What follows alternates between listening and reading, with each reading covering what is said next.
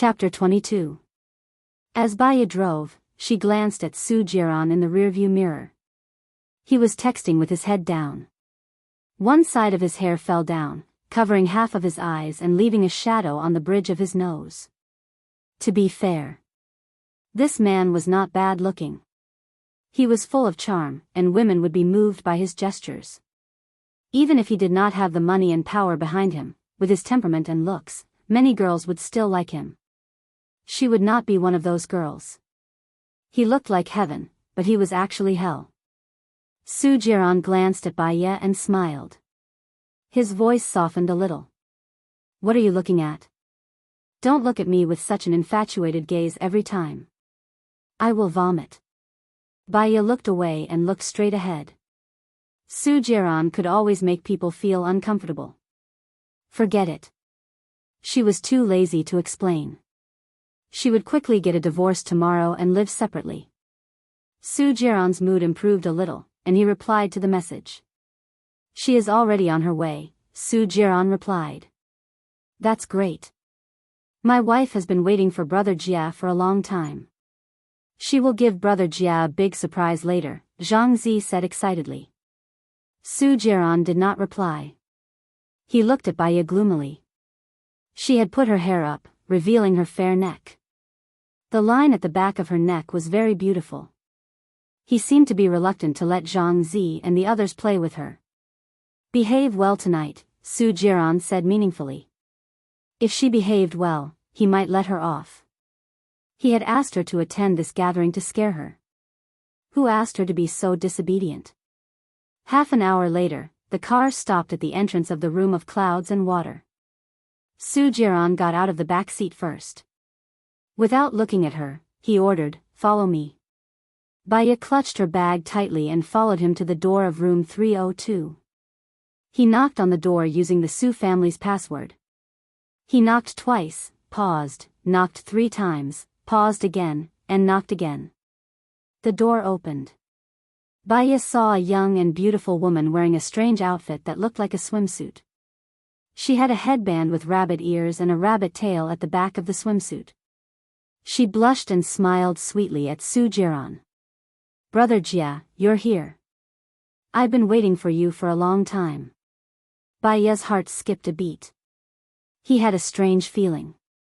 Brother Jia, she's my wife. Isn't she pretty? Zhang Zi gasped. Baya subconsciously looked at Zhang Zi. He was carrying a girl. The girl looked very familiar. She was a 7th or 8th tier actress called Song something. There was a man standing behind the girl. He seemed to be Su Jiran's friend, but she couldn't name him. No matter how stupid he was, he knew what they were doing. Baya turned around, wanting to leave. Su Jiran held her hand, pushed her into the house, and locked the door. Baya slapped Su Jiran's face. She was so angry that her eyes were bloodshot. You're so disgusting. Su Jiran's eyes flashed sharply. He grabbed Baya's wrist. You should learn how to please other women. Let me out. Baya pulled her hand out. He pushed hard, and Baya was pushed onto the sofa. Before she could get up, he sat beside her and clamped her arm. With a livid face, he ordered Xiaonu, show her what a woman should do to make a man like her. Yes, Brother Jia. The charming woman smiled and stood in front of Su Jiran. She touched his face. Baya turned her face away. She felt like she was about to vomit. Her stomach churned uncomfortably, and she covered her mouth. Su Jiran clamped her chin and turned her to face him smugly. Do you know why I don't like you now? Su Jiran's lips curled into an evil smile, and his tone was disdainful. Thank you for not liking me. Hurry up and leave. I don't belong to the same world as people like you, Baya said coldly. Su Jiran gritted his teeth. He was even more displeased. He flung Baya's chin away and said coldly, Zhang Zi, she's yours. You can do whatever you want tonight. Okay. Thank you, Brother Jia, Zhang Zi said excitedly. Baya looked at him. She couldn't help but feel disgusted. She ran to the washroom and vomited. Su Jiran stared at Baya, his eyes sharp. Zhang Zi also ran to the washroom and shouted, "Sister-in-law, you're so beautiful. I've wanted to have you since the first day I saw you." Baya felt disgusted, and her hair stood on end. She couldn't help but shiver. Su Jiran was a scumbag. His friends were indeed scumbags. She looked at Su Jiran and met his sharp gaze. The fear in her eyes became clear. The more afraid she was, the more she couldn't change the situation. She wanted to escape. Baya lowered her head and looked at Zhang Zi. "Kneel." Zhang Zi was stunned, and he really did kneel. Baya frowned and kicked Zhang Zi away. Zhang Zi looked at Baya with a teasing expression. "So, sister-in-law has a special hobby. Do you have rope and tape?" Baya asked patiently. "Sister-in-law, this is?" Zhang Zi was stunned. Obviously, he didn't expect the usually elegant Baya to behave like this. "Don't you want it?" Baya asked. "Yes." "Yes," Zhang Zi said cheekily. Baya walked into the room next door. Su Jiran frowned, feeling a little annoyed. Zhang Zi sneakily took the tools and entered the room. Baya retracted her gaze from the window. They were on the 3rd floor, 6 meters above the ground. Even if she fell from the 3rd floor, she probably wouldn't die. "Sister-in-law, I brought you what you wanted." Zhang Zi looked at Baya and handed her the rope and tape. Baya took the tools from Zhang Zi and glanced at the chair. "Sit down."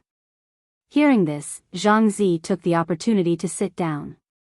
Baya tied him up a few times to make sure he couldn't break free. "Sister-in-law, this is a little tight." Zhang Zi struggled a few times, but he couldn't break free. "That's right. What a scumbag." Baya felt that talking to him was disgusting, so she simply sealed his mouth, opened the window, and climbed out of it. Zhang Zi saw that Baya was leaving and groaned. Chapter 23. Seems like Zhang Zi is having a lot of fun.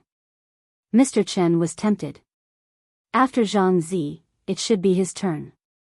Baya was a stunning beauty. She was cold, arrogant, and not easy to get close to. He had thoughts about her for a long time. This was a chance for him to get intimate with her. He had brought the medicine that could last for a long time.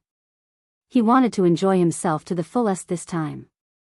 It did not matter if he did not want to move for the next 2 days. If he missed this opportunity, it would probably be difficult for him to be with Baya again. Su Jiran glanced at Mr. Chen. Although Mr. Chen was moving vigorously, his eyes were fixed on the room that Baya was in. He was annoyed. His wife was being coveted, and he was not happy. He pushed Xiaonu away and walked towards Baya's room. Baya was still hanging on the window. She wanted to step on the air conditioner shelf on the 2nd floor, but there was a little distance. The person on the 2nd floor opened the window. "Beauty, do you need help?" A man's voice sounded. Baya was afraid to meet a scumbag like Zhang Zi again, so she did not dare to answer. She saw someone knocking on the door and was scared. "Yes, thank you."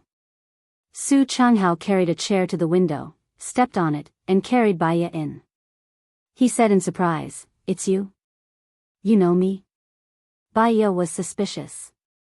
Gu Lingqing heard Baya's voice and looked up at Baya. "Why are you here?" Baya was shocked to hear Gu Lingqing's voice. However, seeing that it was him, she felt a lot more at ease. "It's a long story." Baya was ashamed to say it. After this incident, she and Su Jiran really couldn't go on any further. Su Changhao looked at Gu Lingqing, then at Baya. Gu Lingqing came in, drank, asked him, and said nothing. He rarely felt so depressed. It probably had something to do with Baya. "Did you drink?" Su Changhao asked Baya. Baya did not understand why Su Changhao asked that, but he still answered honestly, "No." "Why?" "You came just in time. We all drank." Lingqing drank the most. He didn't bring anyone with him today. Please send him back, Su Changhao said with a smile. Baiya looked at Gu Lingqing, feeling a little confused. If she refused, it would seem mean. After all, they had just saved her life. If she didn't reject him, her heart would twist again. She didn't want to have too much interaction with Gu Lingqing. Let's go. I have something to do. Gu Lingqing stood up and handed the car key to Baiya. Baiya took the key from him and realized what a stupid thing he had done. In the car no one spoke. It was very quiet. Gu Lingqing sat in the back seat. His eyes were fixed on Baiya in the rearview mirror. The flickering light from the street lamp dyed his dark eyes. There seemed to be a ferocious beast in it. Baiya, Gu Lingqing shouted. He suddenly called out. Baiya was shocked. Yes.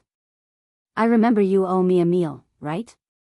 Gu Lingqing said in a deep voice. Oh, yes. There's a supermarket in front.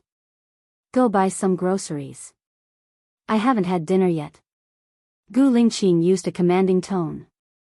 He did not allow anyone to reject him. Baiya thought that he had to pay back what he owed, so he did not reject him. What do you want to eat? Baiya asked softly. Will you give me whatever I want to eat? Gu Lingqing asked back. His tone was very strange. It was easy to misunderstand. Baiya's face was slightly red. That depends on whether the supermarket sells it or not. Gu Lingqing was a little annoyed. He drank too much just now. So, he was talking nonsense. Do what you're good at. Gu Lingqing forced himself to calm down. Soon, they arrived at the supermarket. Baiya pushed the cart to the food section. Gu Lingqing put his hand on the cart gently. He did not say anything. From the looks of it, they looked like a young couple. Baiya put carrots, onions, meat slices, winter gourd, spare ribs, and eggs on the cart. She pushed the cart to the seafood section. It's lobster season now. Lobster is what I'm best at. Do you want some? Baiya asked. Yes. He made this sound from his throat. A trace of uneasiness flashed in his secretive eyes. Baiya's phone rang. She saw that it was Su Jiran's call. She frowned. She also had something to tell him. I'll take this.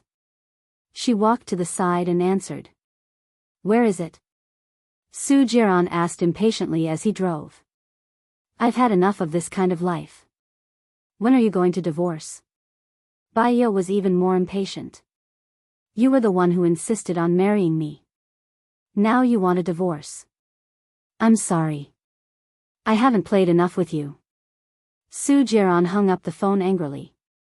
Baiya had the urge to smash the phone.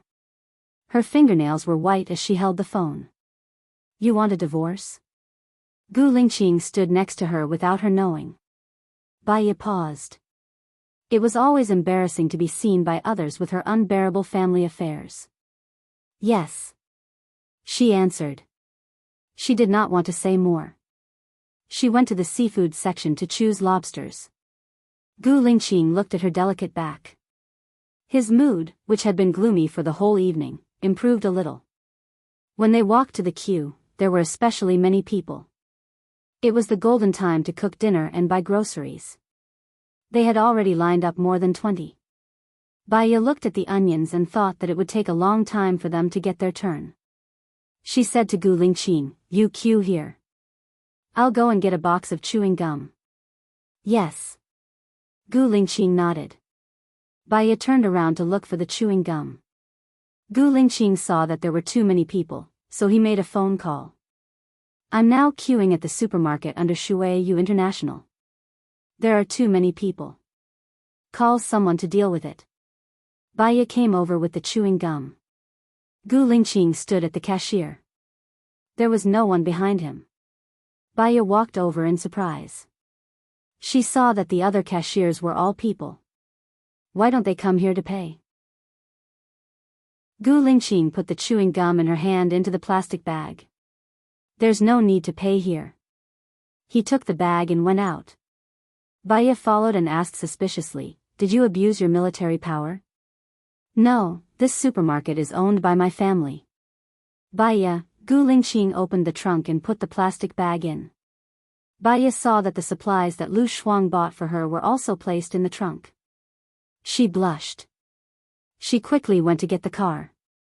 This time, Gu Lingqing did not sit in the back seat, but in the front passenger seat.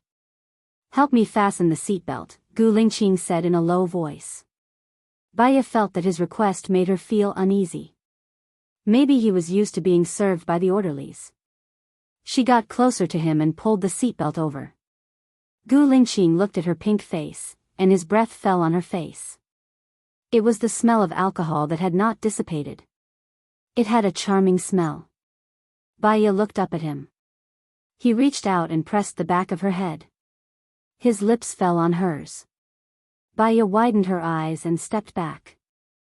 However, his hand was too strong. She could not retreat at all. Chapter 24. Wild, domineering, raging, with a strong sense of male hormones, went straight to her brain. In the past, she had thought that Gu Lingqing's feelings for her were just wishful thinking. But what about now? He had thoughts about her. Baya's heart was beating so fast that it felt like it was going to jump out of her throat. She pushed Gu Lingqing's shoulder. She was almost out of oxygen, and her brain was buzzing and getting hotter.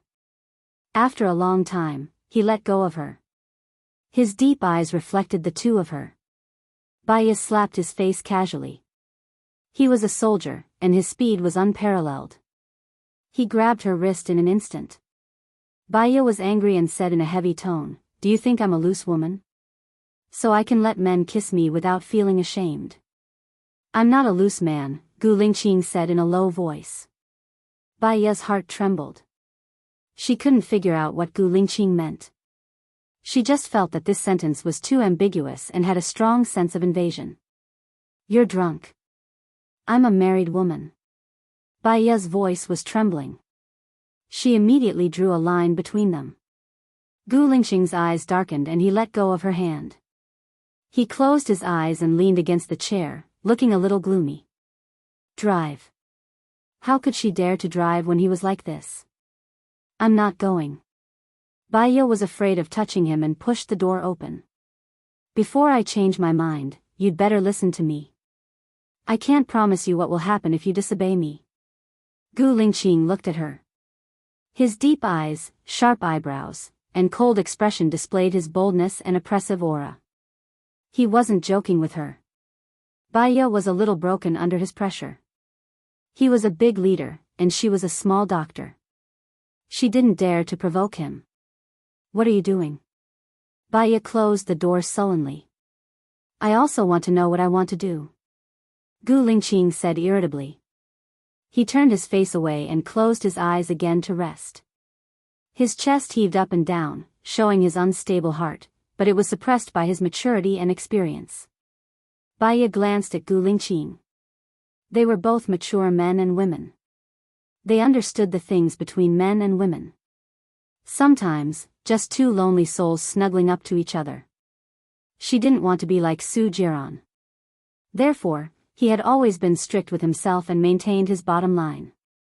He would not play with his emotions, let alone his body.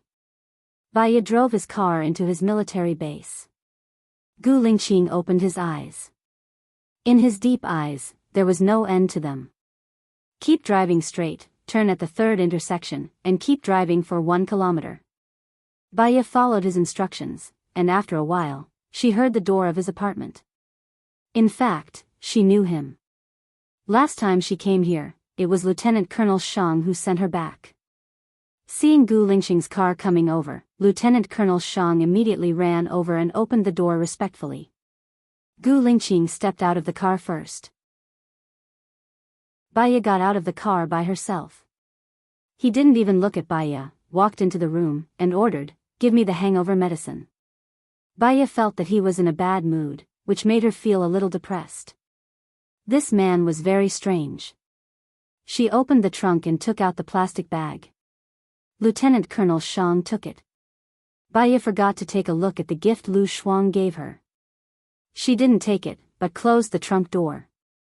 She went straight into the kitchen. Gu Lingqing finished drinking the hangover soup. Looking at her busy figure, his eyes became deeper. He picked up his book and started reading, but his mind was not on the book at all. The feeling of kissing her was very good. If it wasn't for her reluctance, he would have done it with her in the car. He was a man of abstinence. He couldn't understand why he had such a strong urge toward her. An hour passed in a state of confusion. The rich aroma of food wafted out from the kitchen. Gu Lingqing put down his book and walked into the kitchen. It will be a while before we can eat, Baya explained. He glanced at the table. The vegetables were all washed, cut, and stewed. The smell of the crayfish was especially strong. Do you cook often? Gu Lingqing asked. I used to do it when I lived with my mother. His eyes gradually narrowed, and he was faintly displeased.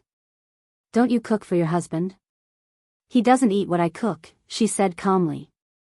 Thinking of Su Jiran saying that he wouldn't eat what he cooked, she felt a flash of pain in her heart. It wasn't that she still loved him, but she just felt that she wasn't worth it. He hasn't eaten it before? Gu Lingqing's eyes gradually relaxed. Yes, Baya replied and scooped out the crayfish. The other dishes will have to wait for a while. You can eat the crayfish first. Baya carried the crayfish, passed by him, and placed it on the table. You seem to be saying that you want to eat crayfish, right? Gu Lingqing asked calmly. There should be a lot of people who like to eat it. Baya passed him again and went back to the kitchen. When she came out with the dishes, she saw that Gu Lingqing had already peeled a lot of crayfish. But he didn't eat it. He placed the crayfish neatly on the plate, and the plate was filled with soup. When she came out, he handed the plate to her and said in a low voice, I'm allergic to crayfish. You eat it. Baya, she was touched. He was the first man who was willing to peel crayfish for her. But she was also a rational person. She was a married woman, and she had no future with an outstanding general with a bright future. She served the dishes and helped Gu Lingqing scoop some rice. He lowered his head to eat and didn't say anything else. She also ate and didn't touch the crayfish he peeled. Gu Lingqing glanced at her, and his eyes were filled with anger. Are you eating or not? Baya paused and found an excuse. I like to peel and eat by myself. He picked up a piece of crayfish and put it in his mouth. Baya was a little surprised. Wasn't he allergic to crayfish? He pressed the back of her head and fed the crayfish into her mouth. Baya's heart was beating wildly. She held the crayfish in her mouth, not knowing whether to eat it or spit it out. Gu Lingqing let go of her and looked at her red lips. If you want me to feed you like this, you can choose not to eat it. Baya sat there awkwardly. He, who was giving orders, ate calmly. She could only finish the crayfish in her stomach and look at him. He glanced at her. She quickly picked up a crayfish and put it in her mouth. Gu Lingqing raised the corner of his mouth. He seemed to be smiling. Am I that scary? Gu Lingqing asked. Hee hee. Baya laughed. Chief, what do you think? Eat slowly, I'll peel more for you. It's all for you to eat. Gu Lingqing's tone became a little gentler. Baya, do you like me? Baya didn't like to play around and asked directly. Chapter 25. So what if I like him? So what if I don't like him? Gu Lingqing asked meaningfully. I'm a married woman. I don't want to step on the bottom line of morality. I'm not someone who wants to play with people's feelings. I believe that there are many people who like him. He doesn't need to walk on the edge of a knife, Baya answered seriously. Gu Lingqing looked at her deeply. His dark eyes seemed calm, but there was a fierce undercurrent in them. Walking on the edge of a knife, interesting. Gu Lingqing said ambiguously and curled up the corner of his mouth. Plus, I just got to know him. We haven't met many times. Maybe we have a good impression of each other, but it's better to stop. Baya explained. She was very clear and straightforward. She believed that Gu Lingqing was a smart person and could understand what she meant. Gu Lingqing glanced at her bowl and chopsticks. Let's eat. Baya lowered her head to eat. The door was pushed open. Gu Tianheng stood at the door and looked at Baya sternly. Dad, why are you here? Gu Lingqing frowned slightly. Gu Tianheng walked over and threw the documents on the table. You've been too ridiculous recently. The military doctor of the special forces must be transferred from the military. How can ordinary doctors be qualified? Gu Tianheng questioned. This is my business. You seem to be overstepping your bounds. Gu Lingqing put down his chopsticks and leaned on the chair. Gu Tianheng didn't look at Baya.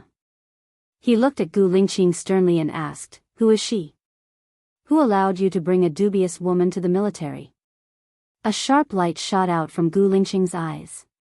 He stood up, his whole body cold, and his voice was very low.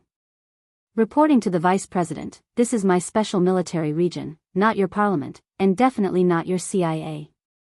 If you think I've neglected my duty, you can report it. Don't interfere in my private life.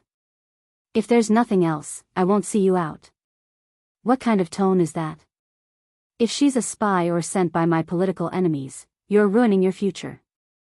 Gu Tianheng was so angry that his teeth itched. If she is, you can send me to the military court to await the country's punishment. You don't have to care about our father-son relationship. But before she is, you have no right to interfere with my relationship with anyone, Gu Lingqing said indifferently. You are destroying your own future. That's also my business. Feeling helpless, Gu Tianheng ordered domineeringly, You must attend tomorrow's banquet. Otherwise, I'll announce to the media on Tuesday that Su Shaoling is Gu Lingqing's fiancée, the acknowledged daughter-in-law of the Liu family. Do you think this is interesting? Gu Lingqing said arrogantly. He loathed the arranged life. Of course. I'm doing this for your own good, Gu Tianheng said in a professional manner. He looked at Baya and said sternly, Don't ever step into the military area again. This is not a place you can come to. Even if you want to be despicable, you'd better know your place first. Baya stood up. He naturally felt uncomfortable being scolded like that. She walked towards the door. Gu Lingqing held her arm and looked at Gu Tianheng coldly. She is a friend I invited. You cannot understand, but please respect her. Respect. Gu Tianheng took out a gun and pointed it at Gu Lingqing's head. Just because you disobeyed your father, I can kill you. Gu Lingqing took a step forward and put his forehead against the muzzle of the gun. He was fearless and looked death calmly. The gun was already on the trigger. Gu Tianheng could not bring himself to do this, so he put away the gun. Gu Lingqing was stubborn and fearful. The atmosphere was so weird that it was scary.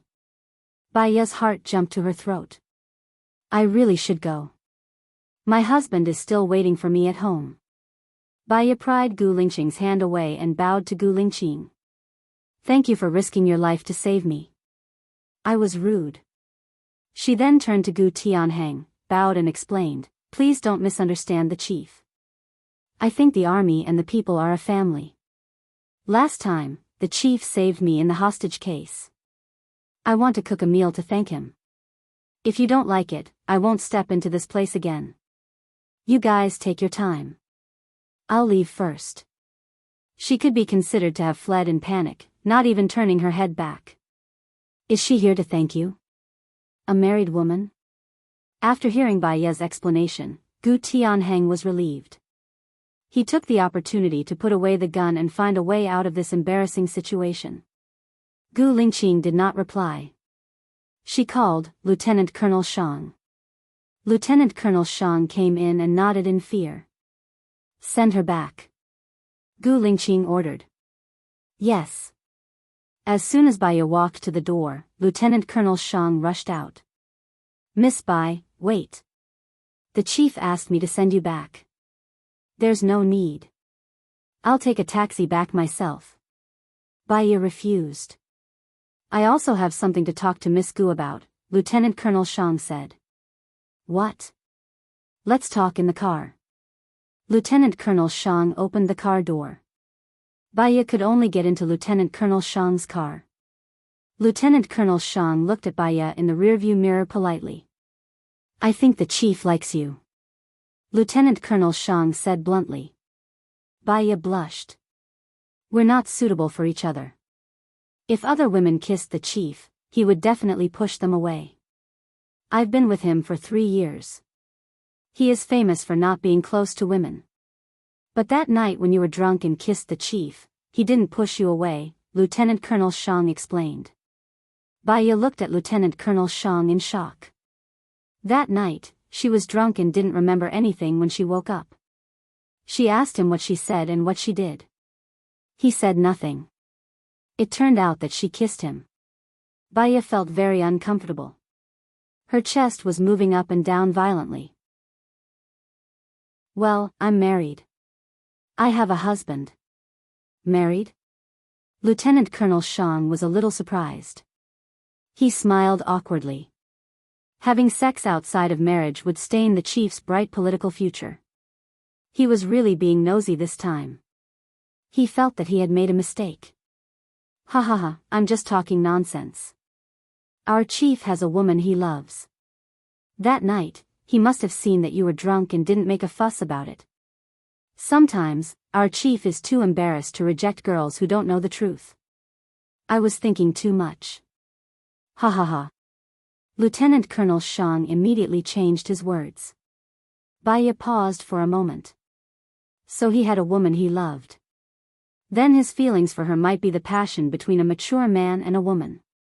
It came quickly and left quickly. Her beating heart calmed down quietly.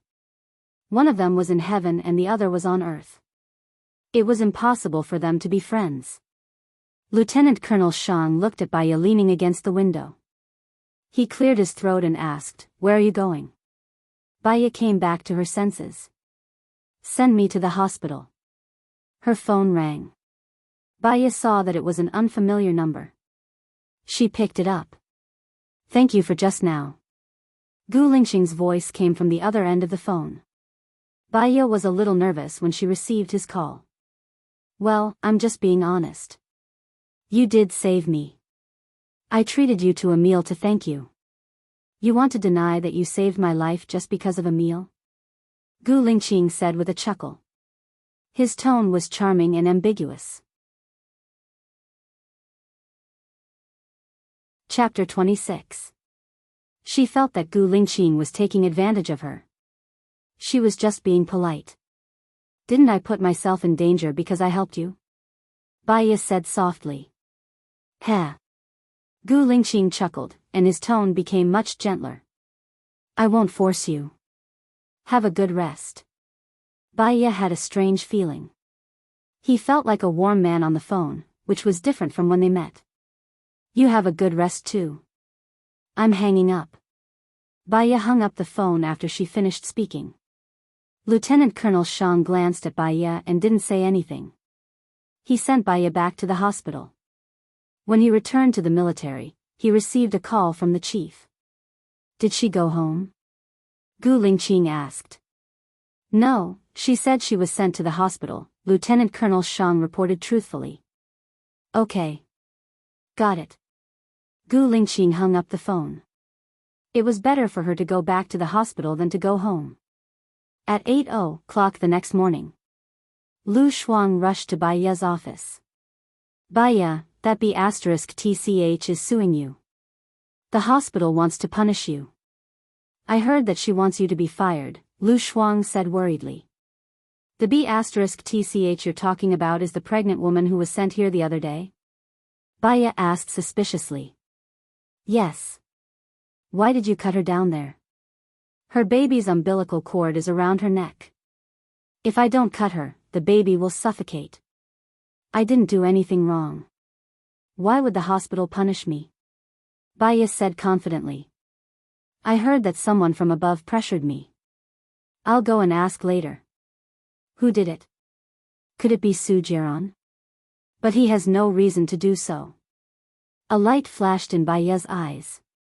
It should be her. She called Su Jiran. Isn't it too late to think of me now? Su Jiran said in a strange tone. What exactly do you want? Baya asked anxiously. I've said it before. If you piss me off, it won't do you any good. Now I'll give you an hour to go home.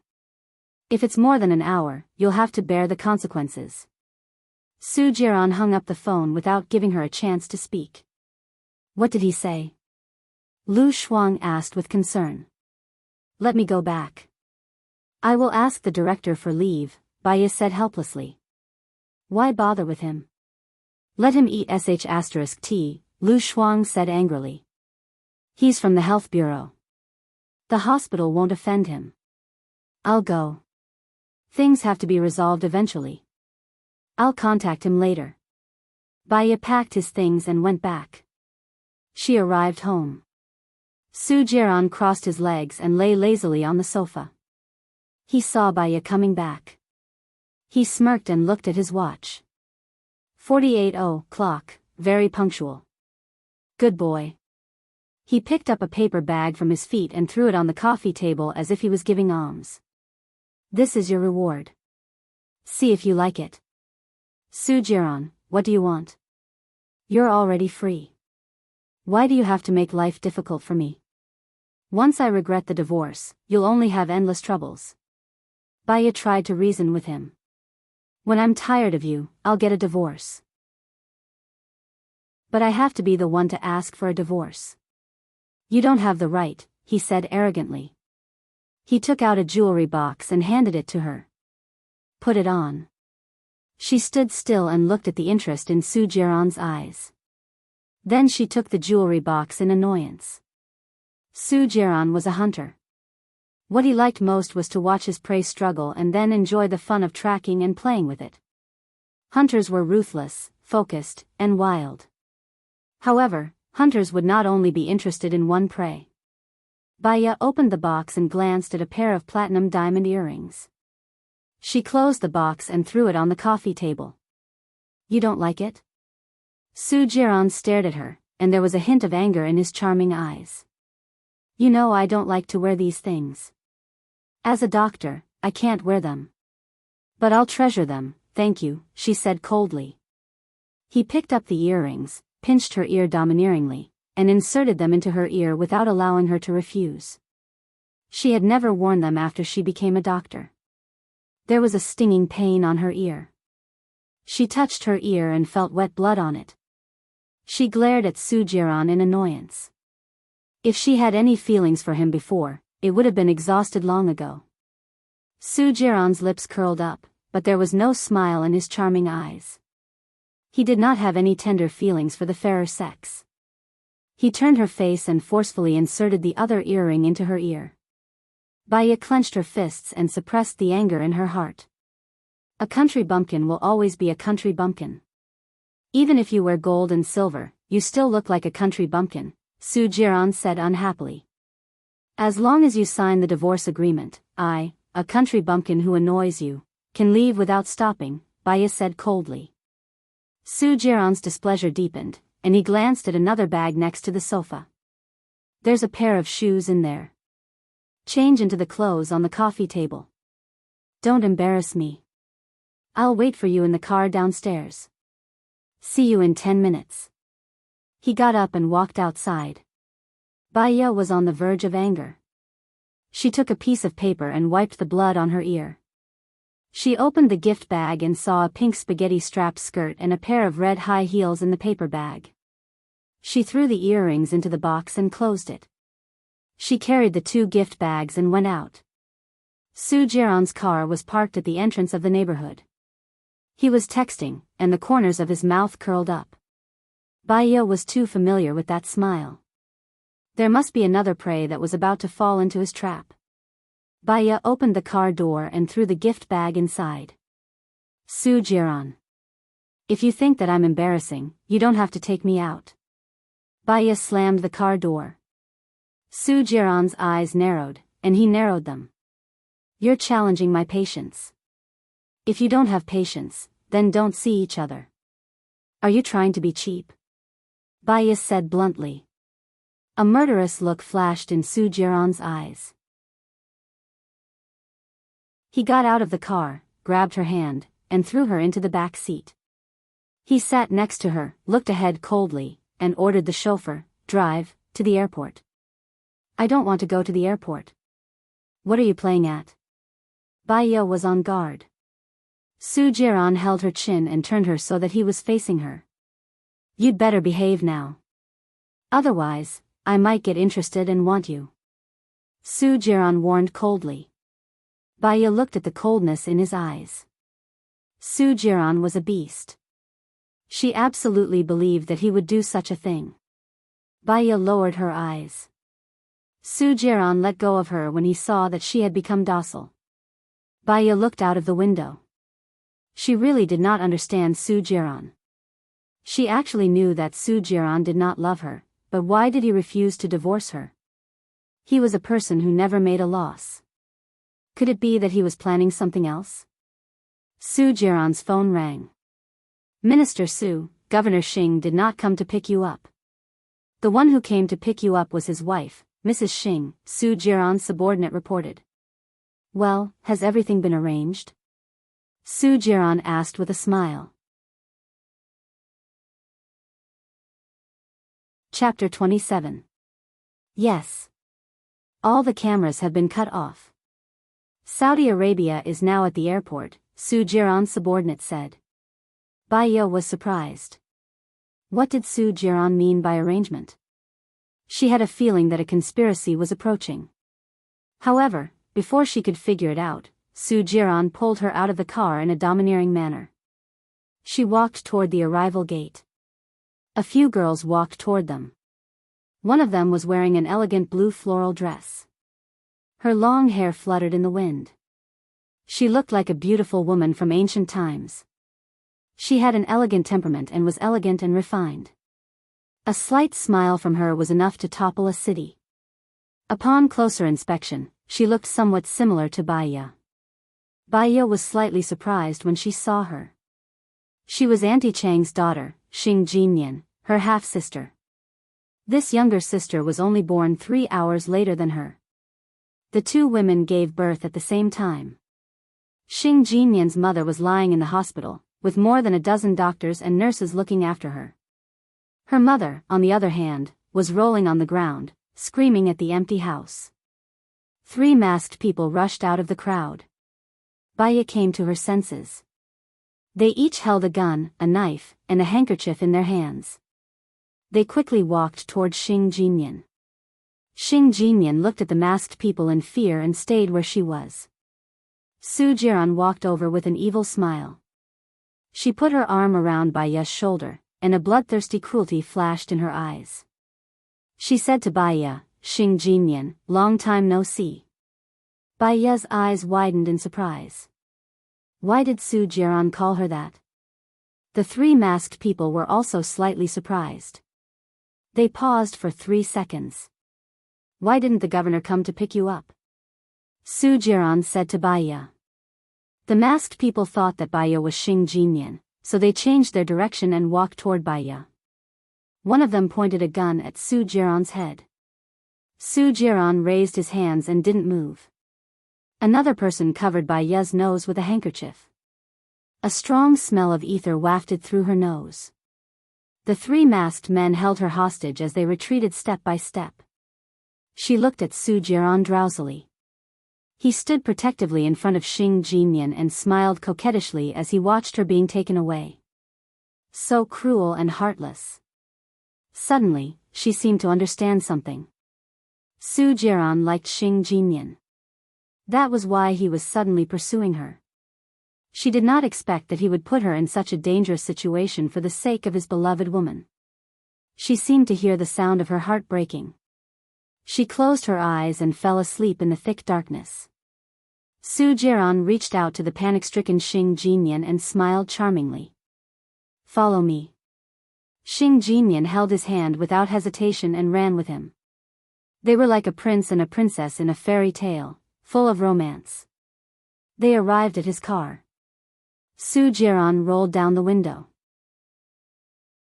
Jiran, are they here to capture me? I'm so scary. Xing Jinyan was still panicking and she patted her chest. Don't you think I'm scarier? Su Jiran smiled devilishly. Before Xing Jinyan could react, he leaned over and pressed his body against hers. He lowered his head and kissed her lips, searching for the taste of the past. The kiss became deeper and more intense. His hands slid into her shirt unrestrainedly. Don't. Xing Jinyan pushed him away. Huh? Don't what? Su Jiran didn't hide his desire for her. He pinched her leg, as if he was punishing her. Not here. Xing Jinyan pleaded with a blushing face. You don't have a choice. He kissed her lips again, passionately and madly. It was suffocating. As a playboy, he knew how to make a woman yield. Soon, Xing Jinyan's eyes were intoxicated. He let go of her lips and his eyes became darker and more evil. He smiled. Do you want it? Xing Jinyan's face was flushed and she trembled slightly. He asked wickedly and bit her ear. I've missed you every night for the past 3 years. Xing Jinyan's eyes were filled with tears. She seemed touched. Yes, I missed you too. Really? If you haven't had electricity for 3 years, does that count as missing? Su Jiran said sarcastically. Xing Jinyan panted and her eyes wandered. I was locked up in the base's hospital and there was no electricity at all. I wanted to contact you too. He moved his mouth to her ear and asked ambiguously, then do you know what I like? Xing Jinyan placed her hand on his abdomen. After years of training, Su Jiran had become more dangerous and seductive to women. She turned around and asked, are you still angry that I left without saying goodbye? He ran his fingers through her hair to her neck and said seductively, I won't forgive a woman who abandons me easily. I didn't. She retorted. He pressed down on her neck, his eyes filled with hatred. He was like a crazy beast that wanted to tear the woman in front of him apart. This was the woman who had left without saying goodbye and betrayed him. And now, she was right in front of him. He only needed to exert a little bit of force to crush her neck. Su Jiran's eyes flashed with a hint of joy. He had waited for 3 years just for this moment to punish this woman to his heart's content. He wanted to let her know that no one could afford to offend him. Xiaonian, Su Jiran called gently. Xing Jinyan looked at him. I'm already married, Su Jiran said with a smile. His smile was especially seductive and it instantly lit up his peerless face. Xing Jinyan was shocked and shocked. He liked to see this expression on his face. It greatly satisfied his pride. He had thought that it would be difficult to get her love, so he had specially arranged a good show, but in the end, if it was too easy, it would be boring. He smiled and lifted Xing Jinyan up. He wasn't going to punish her just by scaring her. He wanted to use everything she had taught him to love and please, to hurt and be cruel. Xing Jinyan blushed and wrapped her arms around his neck. Her eyes were misty and she said gently, don't let me down. He smiled mysteriously. She trembled, sobbed, but then she lay comfortably in his arms. Jiran, I love you. Su Jiran felt a little bored. In comparison, he missed Baya more. He had helped Baya return to her position as the daughter of a wealthy family. She should thank him. After all, they were husband and wife, right? Special Military Area Command Gu Lingqing answered the phone. He frowned and his chin was tight, showing his displeasure. If it's a normal kidnapping case, please go to the armed police. I'm here to deal with the enemy, not the normal criminals. Your Uncle Xing's daughter is also your sister. The armed police are ready, but the criminals are only allowed 2 people to enter the island. You can only deal with them if you send an elite special forces soldier. Are you going or not? Gu Tianhang said angrily. Gu Lingqing hung up the phone. Chief, should we send someone? The armed police are ready and waiting, Lieutenant Colonel Shang asked worriedly. Chapter 28. Sir, I can't. This mission is too dangerous. Lieutenant Colonel Shang was so worried that he was sweating. Gu Lingqing packed his things and was very determined. This is my family's private matter. Who else do you think is more suitable besides me? I can't. I believe that the other Special Forces soldiers will definitely complete this mission with honor. Lieutenant Colonel Shang, run 20 laps with a weight of 10 kilograms. You talk too much nonsense, he said coldly. He packed his things and set off for the crime scene. Asterisk on the beach, a group of armed special forces lined up neatly with rifles in their hands. Xing Bachuan sat in a car with black windows. Next to him sat a man who was wearing the same clothes as him and looked very similar. Gu Lingqing was carried into the car by the police. Xing Bachuan hung up the phone with the kidnappers and said to Gu Lingqing, "They promised that 2 people will accompany me to the island. You must ensure the safety of my daughter." Gu Lingqing glanced at Xing Bachuan's face indifferently. He had even found a substitute. He was really afraid of death. Gu Lingqing didn't say anything. He took Xing Bachuan's phone and carried the fake governor onto the yacht. "Sir, I'll go with you." Lieutenant Colonel Shang rushed over. If something happened to the chief, he wouldn't be able to live long. It was better to come and protect the chief. "Stay here and wait for orders," Gu Lingqing ordered. He set sail for the deserted island. After getting on the island, he called Saudi Arabia and found that the phone was turned off. He shuttled through the forest suspiciously. The more he walked, the more surprised he became. The surroundings were too quiet, so quiet that it was peaceful.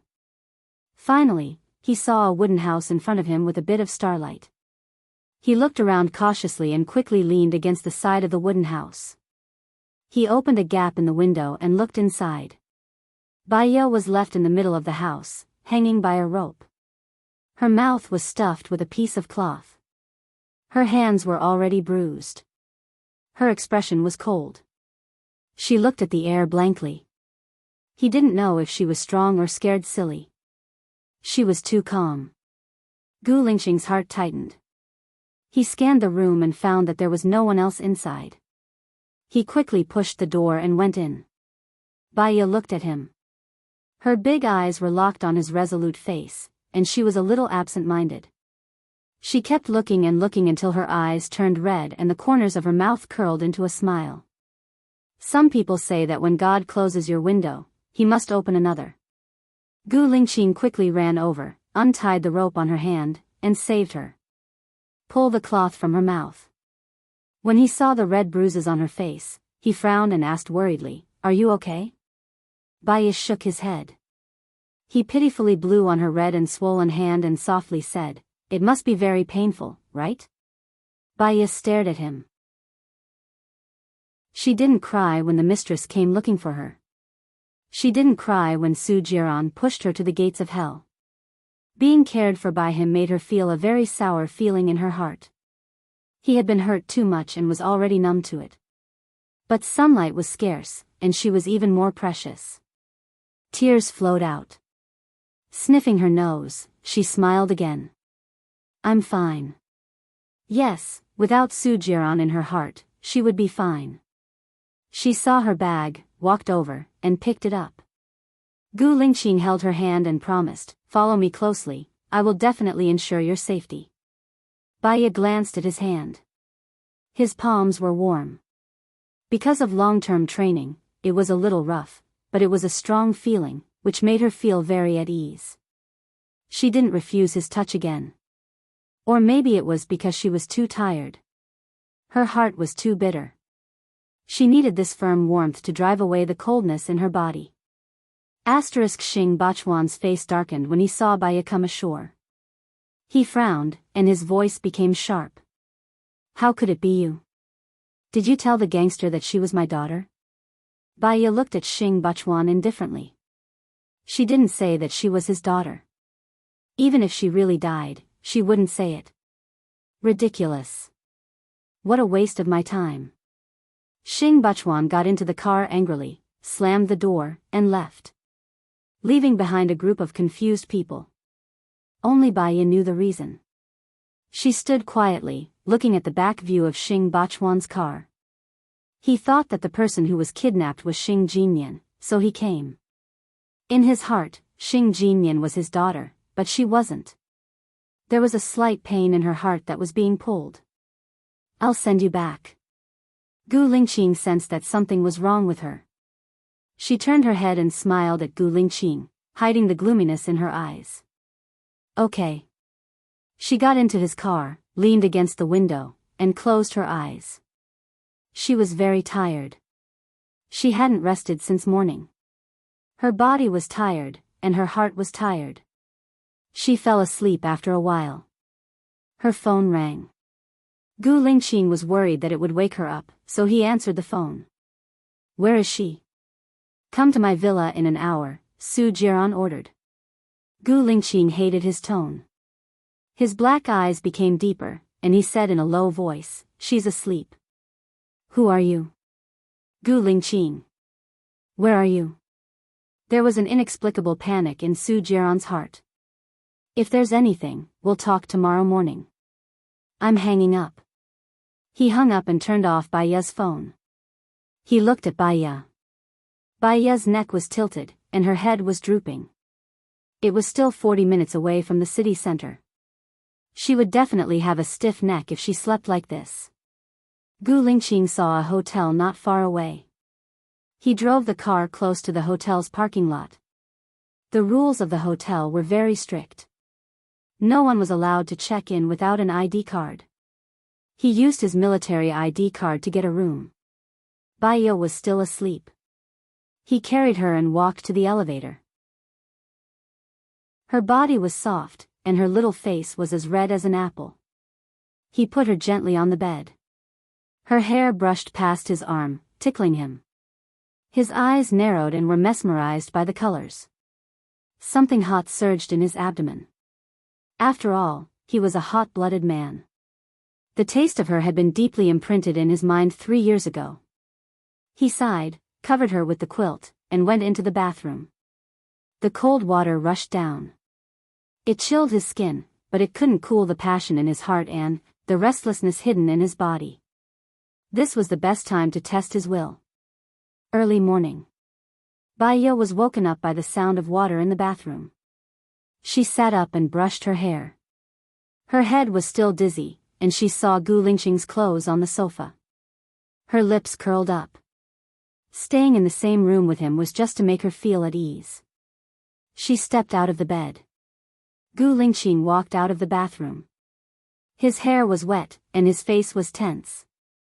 The strong lines on his face made his face more three-dimensional, as if he was suppressing something. His strong and muscular lines extended all the way down to his abdomen. A white bath towel was wrapped around his belly button, and it was very sexy. Baiya blushed a little, and tried to look at his face. She said softly, "Morning." Gu Lingqing ignored her, walked to the sofa, and picked up his clothes. She felt that he was not happy. "Well, thank you. I slept too much last night, and I don't remember checking into the hotel," Baiya thanked him. Chapter 29. Baiya felt that he was a little weird. But she didn't know why. Was he angry early in the morning, or was he angry? "It's not the first time we've been in the same room." "I trust you," Baiya said in a distant and polite manner. He frowned slightly, and the anger in his eyes deepened. "Trust me for what?" He was overbearing, and that inexplicable pressure made it hard for her to breathe. "Are you sick?" Baiya touched his forehead. He grasped her wrist even faster. His palm was very hot, like the butt of a cigarette. He also felt that he was sick. In the same room, he could still be a saint. In the whole world, only he, Gu Lingqing, could do that.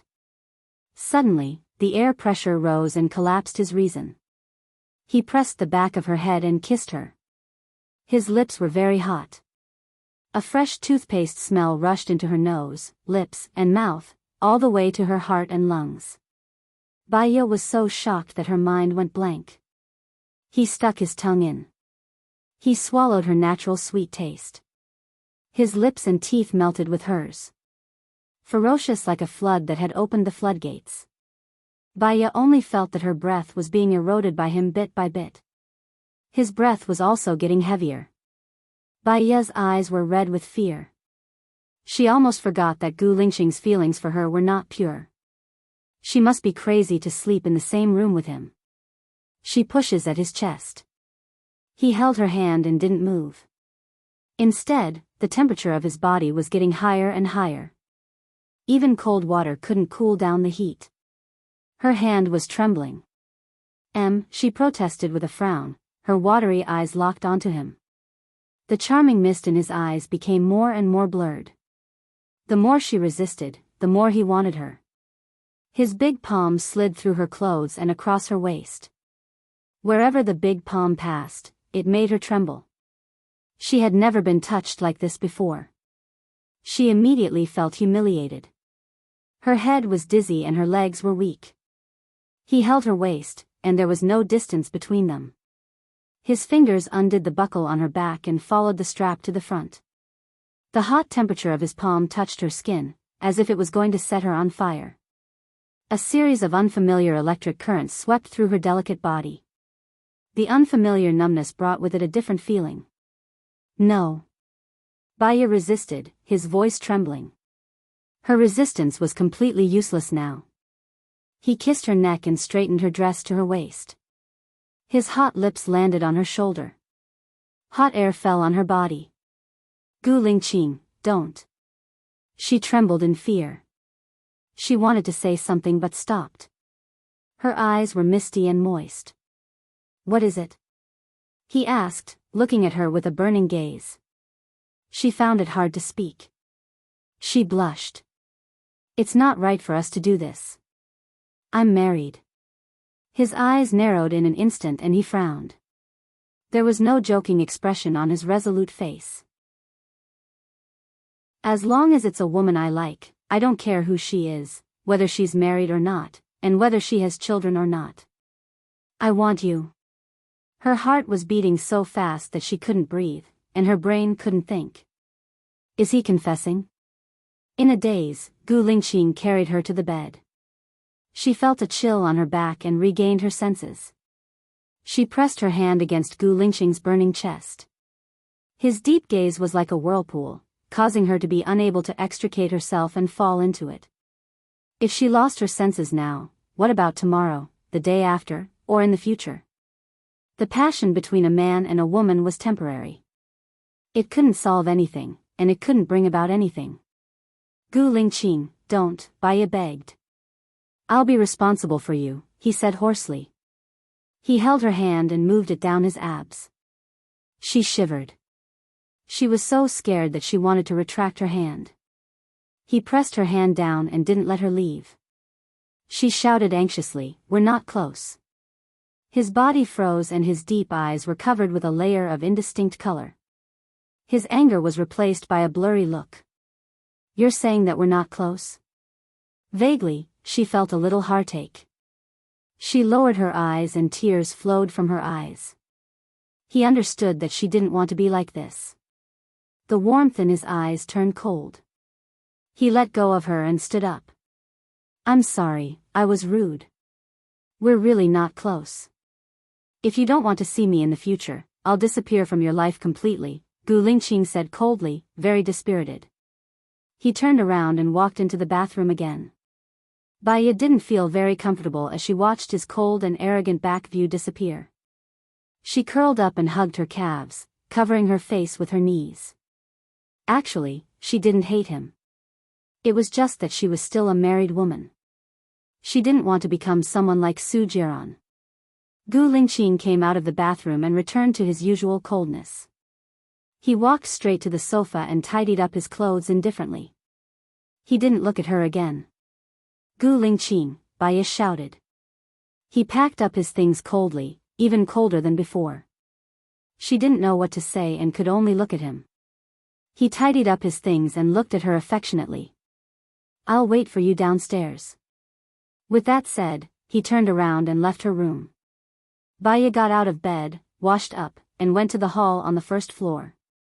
Gu Lingqing had already stopped a taxi for her. Get in the car, he said coldly and opened the back door. Baya walked past him and got into the car. Gu Lingqing, Baya shouted and looked at him with slightly red eyes. I don't want to be a stranger to you. Gu Lingqing was slightly stunned. He pulled Baya down and walked quickly to the parking lot. He threw her in front of his car door and put his hand on the side of her head. He looked at her with burning eyes, sharp, serious, and serious. Tell me clearly, do you want to have an affair with me? No. She answered without even thinking. Do you want me to like you? Gu Lingqing asked, not giving her any time to respond. If he liked her and she didn't like him, he would be very tired. She had enough of the feeling of falling in love with someone who didn't love her. If she didn't love him, she didn't want him to like her. She shook her head. In her current situation, she didn't have the ability to love anyone. Gu Lingqing's eyes dimmed. Since we're nothing, it's better not to see each other in the future. He let go of her hand, opened the car door, and got into the driver's seat. Can't we be friends? Baya asked. Chapter 30. Baya smiled bitterly. I'm married. I have a husband. How can I be your woman? Gu Lingqing could tell that she was rejecting him, so he didn't want to force her. Let it be. We don't belong to the same world. There's no need to be friends. Get in the car, I'll send you back, Gu Lingqing said calmly. Baya lowered her eyes. Her long eyelashes formed a silhouette under her eyes, covering the dark emotions that flowed through her eyes. She and Gu Lingqing did not belong to the same world. Since they couldn't be friends, there was no need to force it. She had always been alone, and she had lived until now. There's no need. I can take a taxi back. Thank you for saving me. I wish you happiness. Baya nodded, turned around and walked towards the entrance of the hotel. Gu Lingqing gritted his teeth. His eyes were filled with irritation. His nails that were holding the steering wheel turned white. He steeled his heart and drove away. Baya took a taxi back to her apartment. When she opened the door, Su Jiran was in her apartment, sitting on the sofa. The cigarette in his hand flickered, and the smoke blurred his face. The ashtray was full of cigarette ashes. The room was filled with smoke. Baya looked straight at him. You just came back? Su Jiran's lips curled up.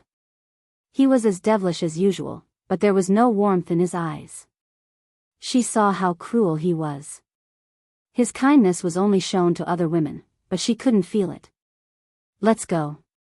The Civil Affairs Bureau should be open now. Let's get the divorce certificate done. I still have to go to the hospital, Baya said calmly. He chuckled and stood up. Who said that I wanted to divorce you? Baya stared at him. Her gaze became colder and colder, and the corners of her lips curled up slightly. Su Jiran, do you think we can still go on after what happened yesterday? Don't deceive yourself. I'm not a child. You know very well why you married me. Now that she's back, I'll give you my blessings that you'll be united forever, fall sick together, and die together. Su Jiran furrowed his brows, his eyes filled with irritation. Have you had enough? The criminals caught you, but I've already dealt with them. What else do you want me to do? Saving the damsel in distress is indeed your style, but it doesn't mean that I want to continue playing with you. Xing Jinyan is already back, and he's the apple of Xing Bachuan's eye. You provoked me back then because you knew I was Xing Bachuan's daughter. I'll marry you. Don't worry. Even if she comes back, it won't affect your status as Mrs. Su, Su Jiran said with certainty. Baya didn't want to talk to him anymore. There was no point in talking more. She walked past him towards the room. Seeing her disdain, Su Jiran's eyes narrowed and he grabbed her wrist. What's your attitude now? Don't you have eyes to see? Can't you see what attitude I have? Baya wanted to shake his hand off. His grip was too tight, and she couldn't shake it off at all. His gaze became more and more sinister, and there was a hint of jealousy in his eyes. Why? Are you in love with Gu Lingqin? Baiya sneered. It doesn't seem to have much to do with you. He tightened his grip. Say that again. No matter how many times I say it, it's the same. I've never cared about your matters, and my matters have nothing to do with you, Baiya said coldly. She wasn't afraid of his anger that was about to explode. To her, he was already nothing from the moment he treated her like a chess piece yesterday. He pushed her shoulders hard and moved forward quickly and comfortably. Baiya was pushed against the wall by him. The pain in her back tugged at her bones. Her body was in pain, but her heart was calmer. She had to get a divorce, and she was determined to get it. Su Jiran scrutinized Baiya. His eyes were bloodshot as he questioned. Did he really *CKU? Baiya, compared to the women outside, I thought you were at least clean. I didn't expect you to be as dirty as them. Dirty. Baiya raised the corner of her mouth sarcastically and looked straight into his beautiful and unfathomable eyes. His heart actually didn't hurt anymore. Yeah, I'm very dirty. Wipe your hands. Looking at her cold and distant face, he felt a stab of pain in his heart. He pinched her chin. Baiya, what are you thinking? Divorce. Please, disappear from my life completely. Baiya said resolutely. The veins on his forehead popped. He lowered his head and kissed her fiercely. Baiya gritted her teeth hard.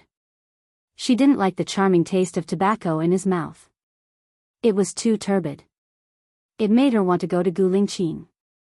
It was pure, sunny, and warm. Su Jiran was furious. He pinched her little face hard and forced her to open her mouth. He kissed her fiercely until he reached her mouth.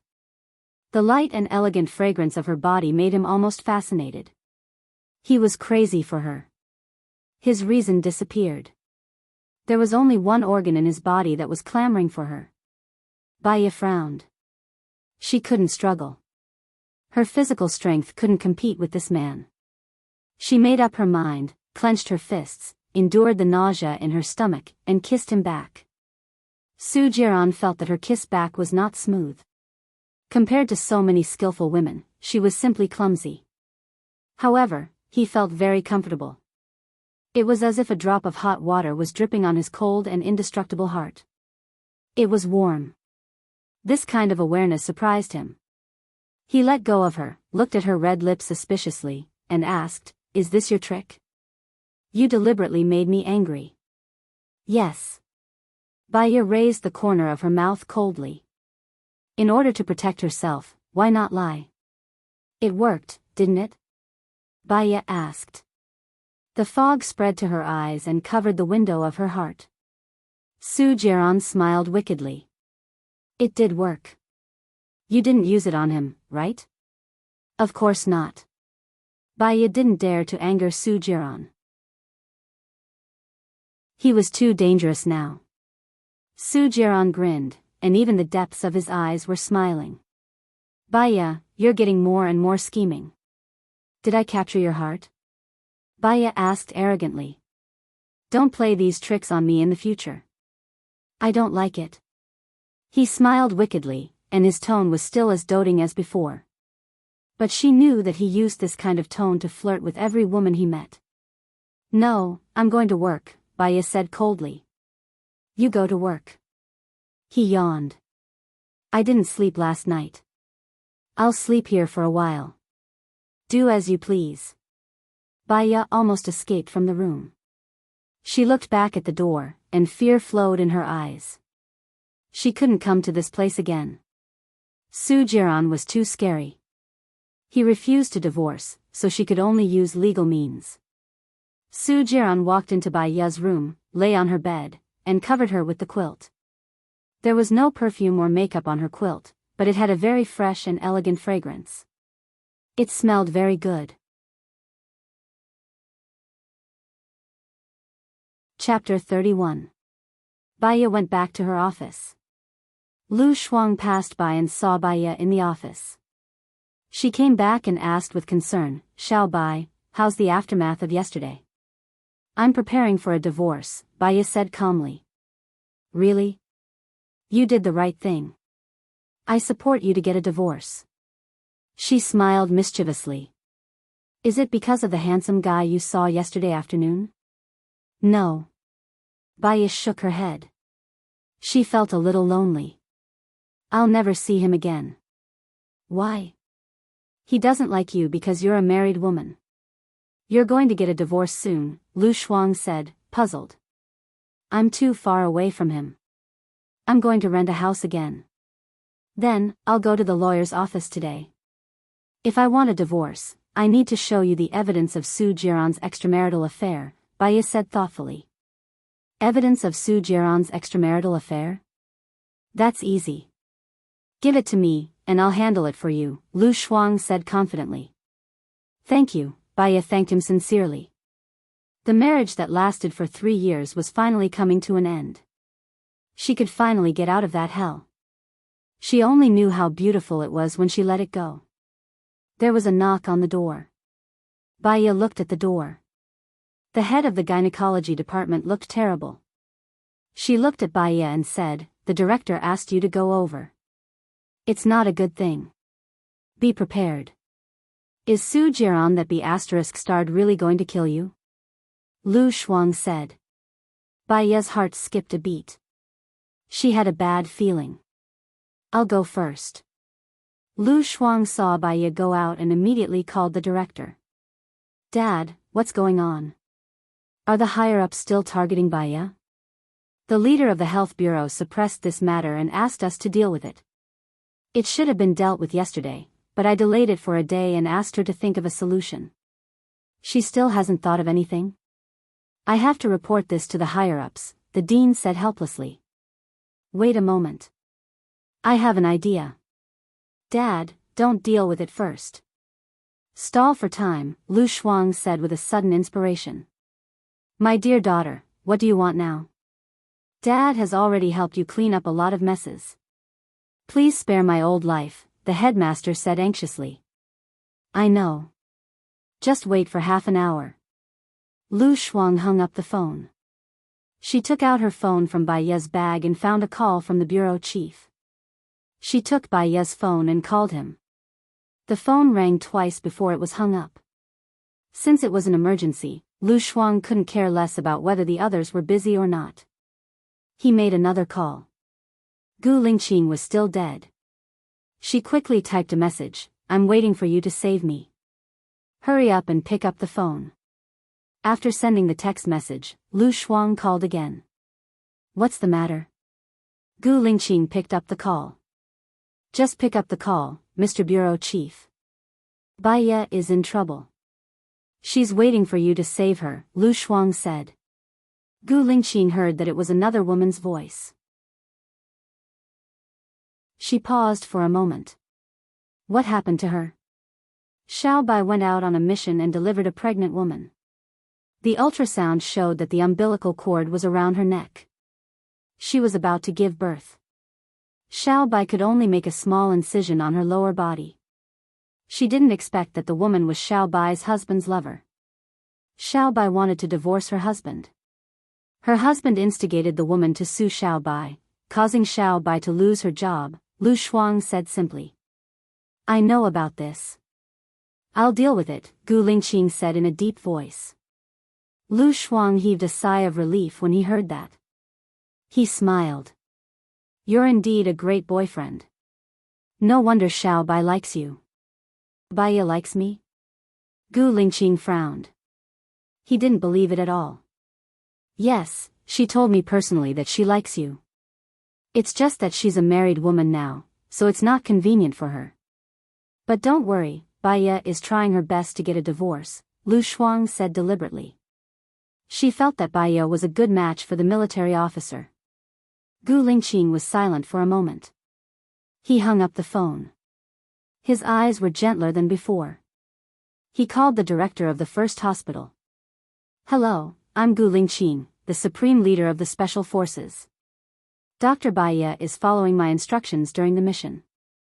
If anyone is looking for trouble, please ask her to look for me. It has nothing to do with Baya, Gu Lingqing said in a deep voice. The director was stunned.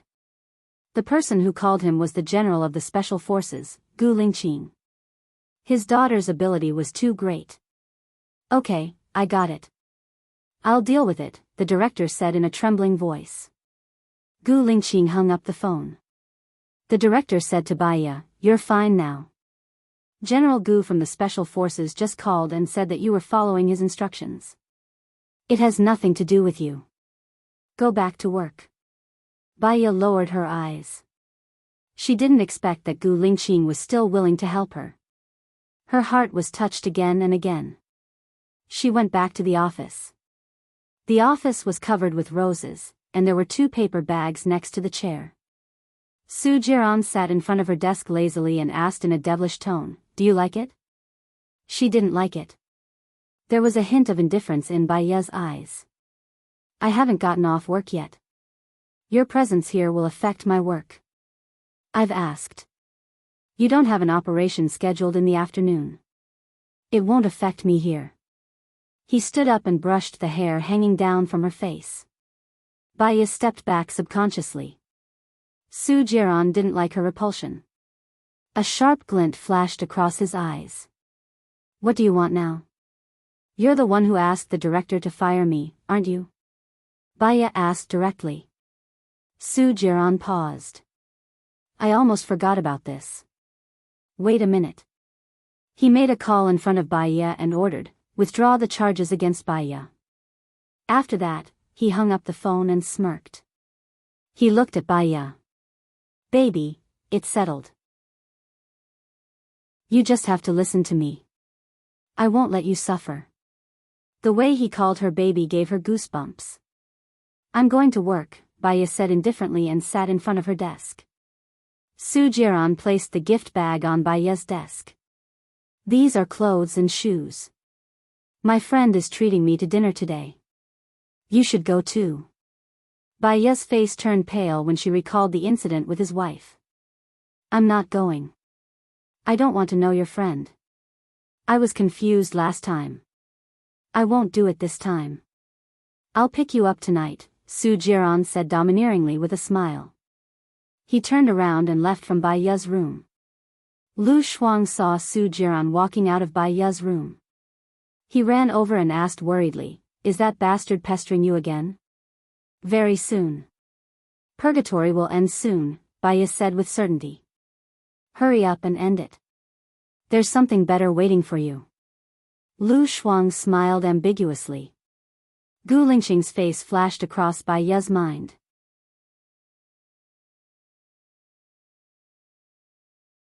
Chapter 32. I want a divorce. His family won't agree, Baiya said with self-awareness. Lu Shuang poked Baiya's head. "Why are you so inflexible? You and Su Jiran don't have a child. What era are we living in now? Divorced people are more popular than unmarried ones. Let's not talk about this. I need to finish my work," Baiya said. Lu Shuang saw the gift bag on Baiya's desk. She took it out. There was a pink gauze dress inside. It was made by Chanel. It was obviously expensive. "Su Jiran gave it to you?" Lu Shuang asked with disdain. "Yeah." Baiya didn't even look at the dress. Su Jiran is very generous to women. But he is not generous to one woman. "You won't be soft-hearted, will you?" Lu Shuang asked worriedly. Baiya looked up. Her eyes were as calm as water. "I have given up on him. It doesn't matter if he is hard or soft." Lu Shuang gave Baiya a thumbs up and agreed. "That's right. I will keep an eye on him these days. It will be easy to get the evidence of his affair. I will give it to you." "Thank you. I don't have anything to do this afternoon. I will go to the lawyer's office to ask about the situation." "Hurry up." Baiya asked the lawyer for details. The lawyer said that if there was evidence of the man's affair, they would force a divorce. It was not difficult to get the evidence of Su Jiran's affair. She came out of the lawyer's office. Her phone rang. "Where are you? Did you ask for leave in the afternoon?" Su Jiran asked suspiciously. She didn't want to tell Su Jiran that she was preparing for the divorce. She didn't want him to be on guard. She said perfunctorily, "Yeah, I went out to relax. I am going back to the hospital now. See you at the entrance of the hospital in half an hour." Su Jiran said unhappily and hung up the phone. Baya took a deep breath. She had to endure it. She had endured it for so many years. A few more days was not a big deal. She returned to her office and changed into the clothes that Su Jiran had given her. His phone rang again. It was still from Su Jiran. "Baya, there's a limit to being arrogant. I've been waiting for you for 10 minutes. Su Jiran said angrily. Baya sneered. She had waited for him for 3 years. 10 minutes was nothing. "I'll be there in 5 minutes. Baya ignored his anger and hung up the phone. Su Jiran got out of the car and looked at the exit with a frown. He had left work early to wait for her. She had gone too far. Baya walked out of the exit. Su Jiran's eyes flashed with a hint of amazement, reflecting the beauty of his facial features. Baya usually dressed very maturely. In fact, she was only 24 years old.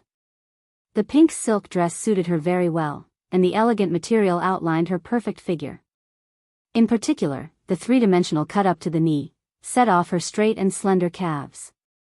She looked very good after dressing herself up. Beautiful things were pleasing to the eye. Su Jiran calmed down and opened the car door. Baya got in the car and put on her seatbelt. She asked calmly, "Where are you taking me?" "The Peony Hall." Su Jiran said with a smile. The Peony Hall of the new century was the most luxurious private room in City A. This private room was not something an ordinary person could reserve. Baya followed Su Jiran into the private room. Xing Jinyan held Su Jiran's arm naturally and introduced him to Xing Bachwan with a smile. "Dad, he saved me yesterday." Xing Bachwan smiled with satisfaction and reached out his hand. "Minister Su is a young talent from the Health Bureau. We've met before. Nice to meet you. Thank you for saving my daughter." Baya stood at the door and watched them being intimate. Her lips curled up slightly. She seemed to have been the extra one all along. After shaking hands with Xing Bachwan, Su Jiran glanced at Baya. "Come in." Xing Bachwan's face paled when he saw Baya, and his smile froze. "Who is she, Jiran?" Xing Jinyan asked defensively. "I told you before. She's my wife, Baya," Su Jiran said with a smile. He took in their ugly expressions. Xing Bachwan glanced at Xing Jinyan in displeasure. He thought that Xing Jinyan had hooked up with a young talent from the Health Bureau as soon as he came back. He had a wife, and his wife was actually his daughter from his previous life. He felt uncomfortable all over. But he didn't lose his temper for the sake of Su Jiran. He said solemnly, "Please take a seat, everyone. I have 2 more friends coming."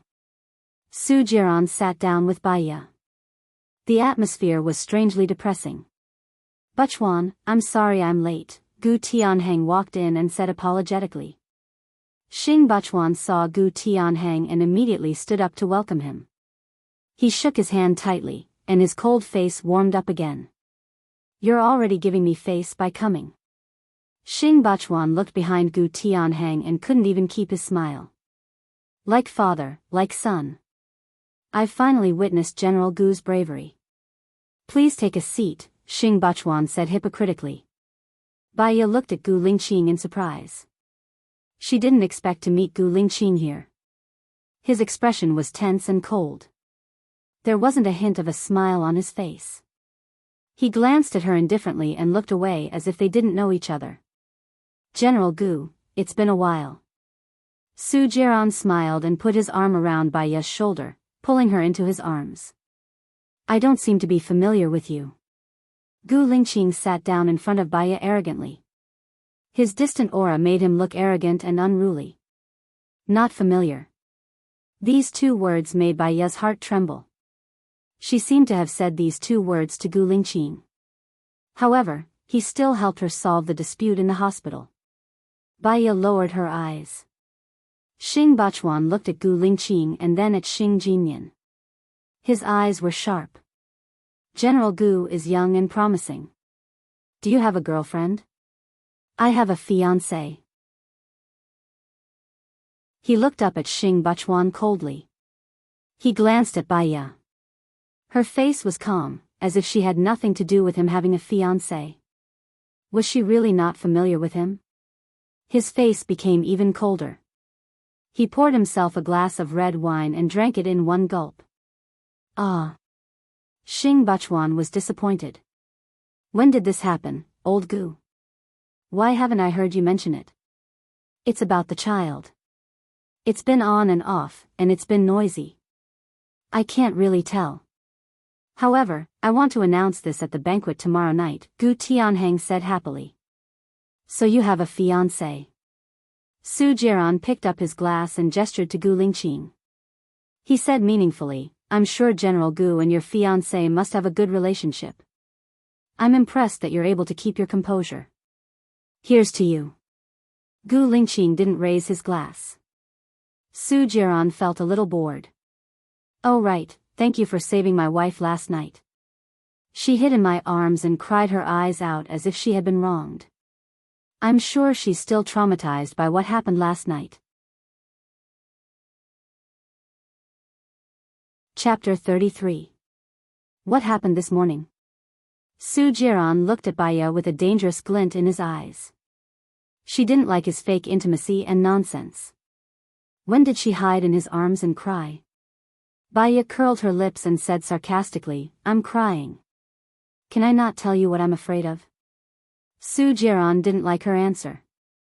He curled his lips, but his eyes became cold. He moved his mouth to her ear and whispered in a low voice that everyone could hear, Yes, how can you be afraid of what happened in the morning? You love rolling in the sheets with me. Gu Lingqing looked at Baiya with cold eyes. Baiya had the urge to slap Su Jiran. What he said made her feel sick. He touched her thigh and pinched it hard as if he was punishing her. Bang! Xing Jinyan knocked over the cup. Baiya looked at Xing Jinyan. Xing Jinyan's watery eyes sparkled as she looked at Su Jiran. She felt so wrong that her hands trembled. Baiya was very disgusted with Su Jiran's methods. He brought her here on purpose to make Xing Jinyan jealous. Now that his plan had succeeded, it was time for her to retire. Excuse me, I need to go to the washroom. Baiya picked up her bag and walked out. Wait. Xing Jinyan stopped in front of Baiya and smiled gently. My dress is wet. Can you help me? Baiya stared at Xing Jinyan. She wasn't a heartless person. She knew that it was a demonstration, but she still took it. Wasn't that stupid? Miss Xing, you have your own hands, don't you? Sorry, I'm not free. She walked out of the room coldly. Xing Jinyan was embarrassed for a moment. Seeing Baiya leave, she immediately chased after her. Su Jiran revealed a meaningful smile. Even the depths of his eyes were smiling. It seemed that the girls were jealous. If you step on the boat too much, your shoes will get wet sooner or later. Gu Lingqing picked up the wine glass and took a sip. It doesn't matter. I can swim. Even if I fall into the river, I don't need to worry. Su Jiran joked. Gu Lingqing looked at him coldly. His cell phone rang. Gu Lingqing glanced at the caller ID and stood up. Excuse me. He took his phone and went out. Chief, the leader of the terrorist organization we're following, Miller, has just arrived in a city. According to our informant, there might be a batch of firearms being sold recently. I guess it might be related to him. Should we arrest him now or later? Lieutenant Colonel Shang reported. Since he still dares to come, he must have a reason to risk his life.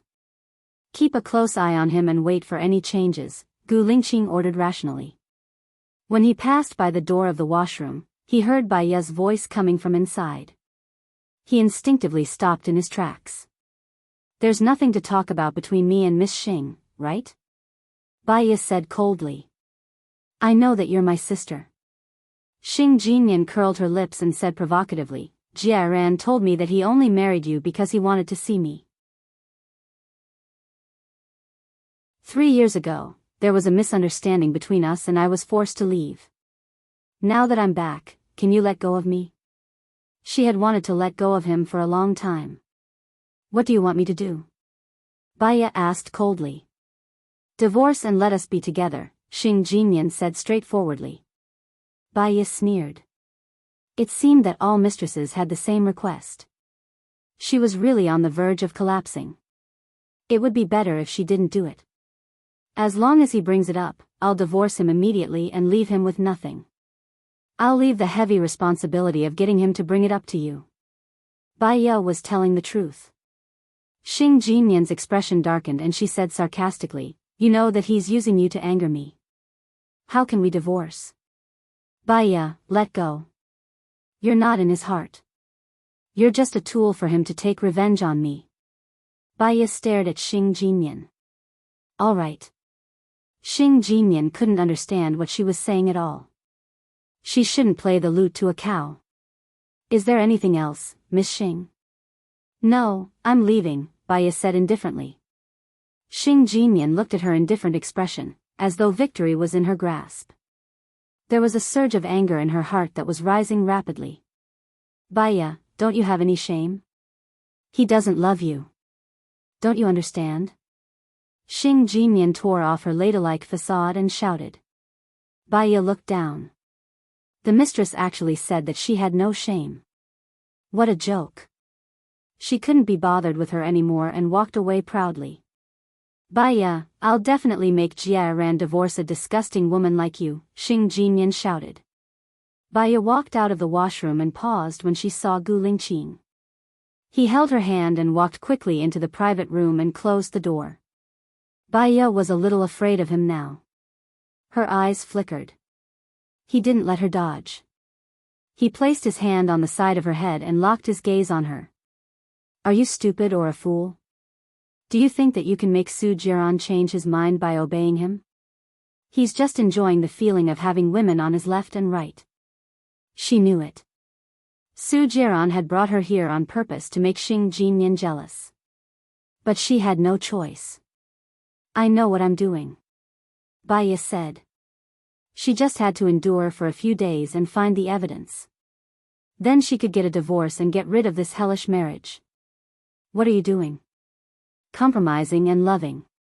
Men won't like you just because you're wagging your tail and begging. Gu Lingqing's chest was heaving up and down. She was very angry. I'm not wagging my tail and begging. I'm not begging for love. Then what are you doing now? Did you sleep with him in the morning?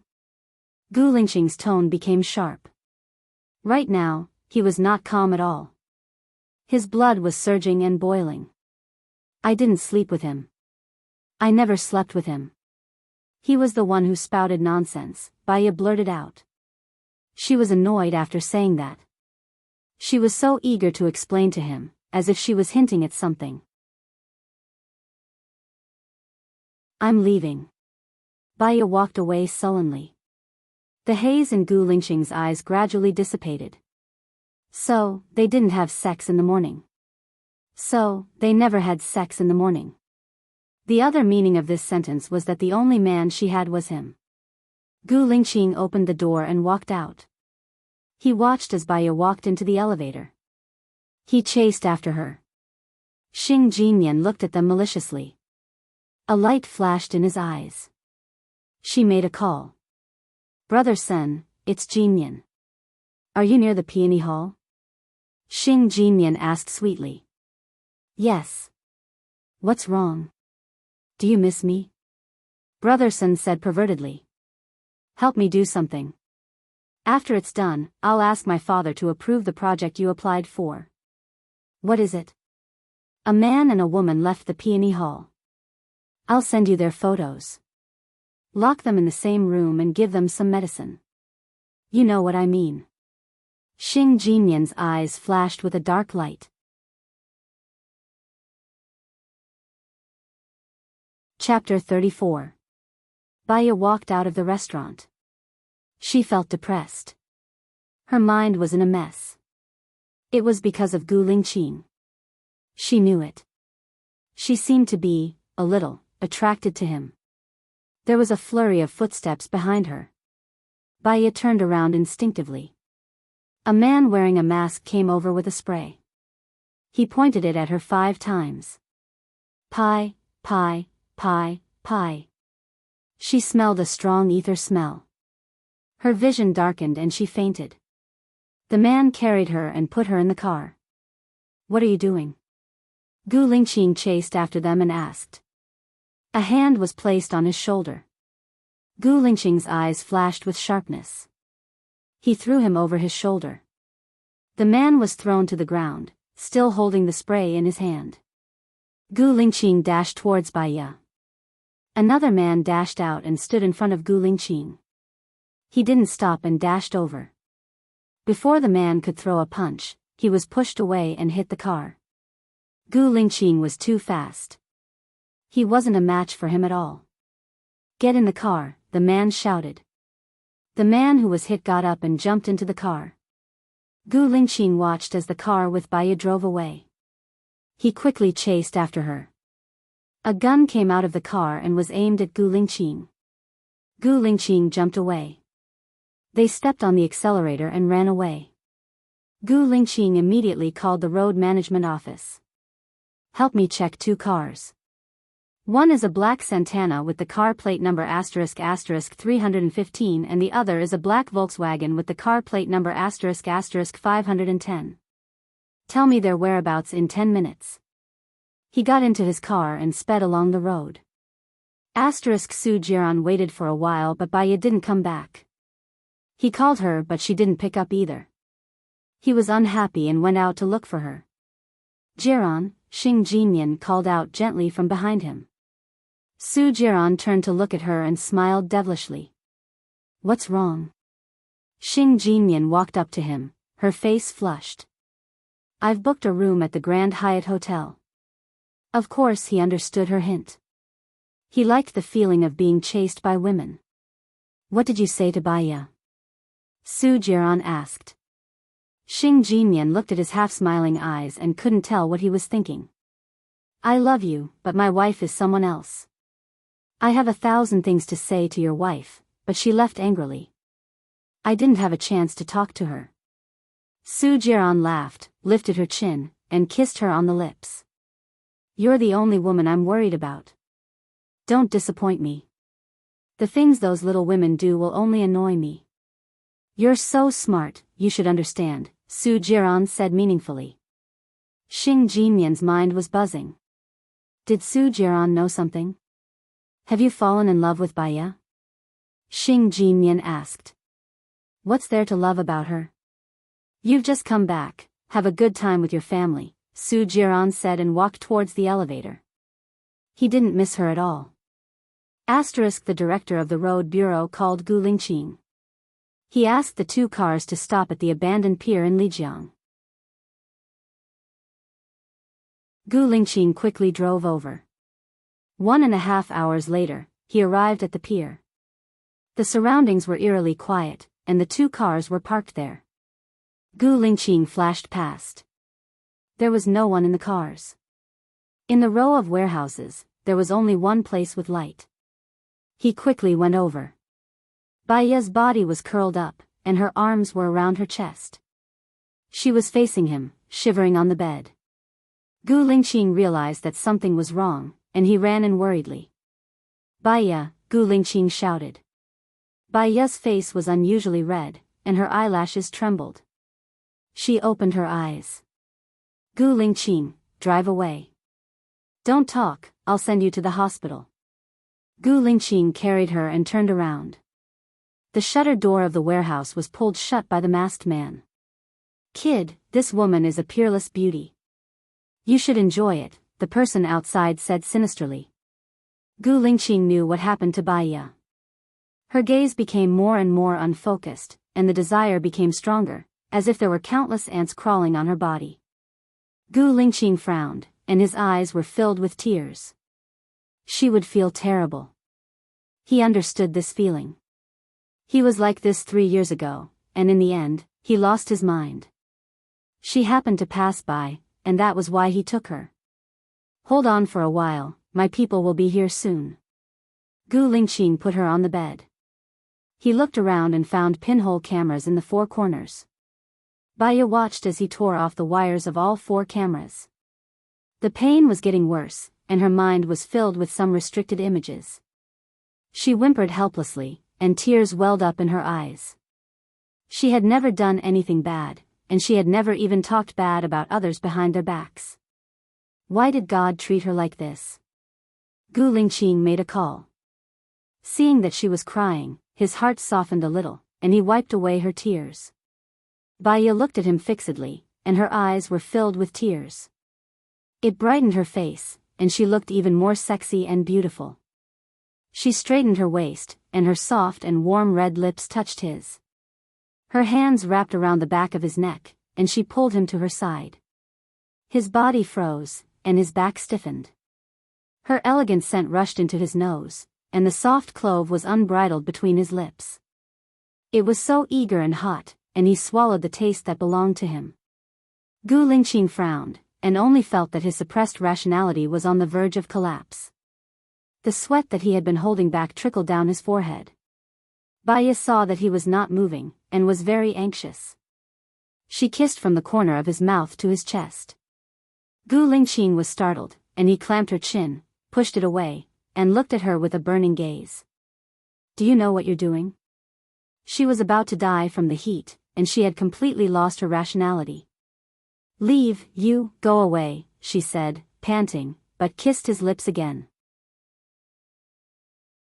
Her kissing skills were very bad, but it was so damn soft, and there was a sweet feeling in his heart. He closed his eyes, and didn't want to think anymore. She was the one who was drugged. But he also seemed to be drugged. His breathing became heavier, and he looked at Baya deeply. I feel so bad, Baya said while crying.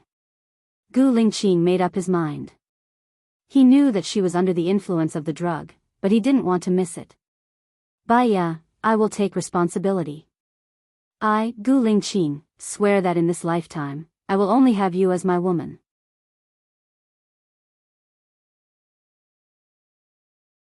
Chapter 35. Baya couldn't see his face clearly. Her mind was swallowed up by the darkness. It will hurt a little. Bear with it, Gu Lingqing said worriedly. If it weren't for the drug, he would have done the first part carefully. Gu Lingqing was about to unbuckle his belt when the shutter door was opened. He looked at the door alertly. Lieutenant Colonel Shang came with the soldiers and a doctor.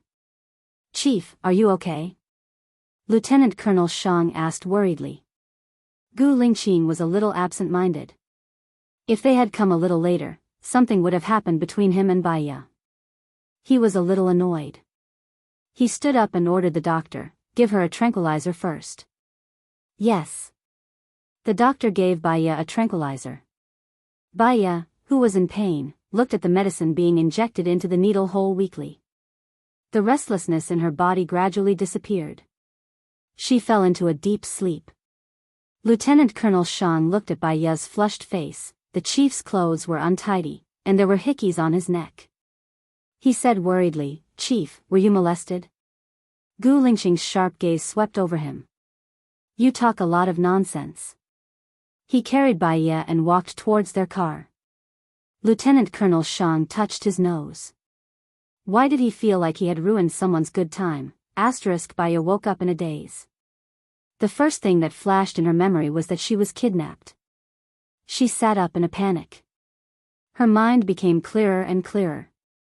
Yesterday, she was drugged and it was Gu Lingqing who saved her. She even molested Gu Lingqing. It was so embarrassing. What are you thinking about? Why are you so focused? Gu Lingqing asked. Only then did Baya realize that Gu Lingqing was sitting on the sofa. She looked into his deep eyes and thought of last night. She couldn't help blushing. Nothing, I'm going to brush my teeth and wash up. She got up and didn't dare to look at him. She almost ran into the bathroom. Gu Lingqing got up and leaned against the door frame, watching her brush her teeth and wash her face. Do you remember what happened yesterday? Gu Lingqing asked. Baiya looked down. She remembered that she had touched that part of his body, and the feeling was still there. She wanted to play dead. I don't remember, Baiya said guiltily. Gu Lingqing's eyes darkened. Did she not even dare to admit it? Gu Lingqing gritted his teeth and tightened his jaw. You were drugged last night. Baiya turned to look at him, her eyes gleaming. Did the general save me? Gu Lingqing sneered, I'll do it with you. Obviously not. Your subordinates came at that time.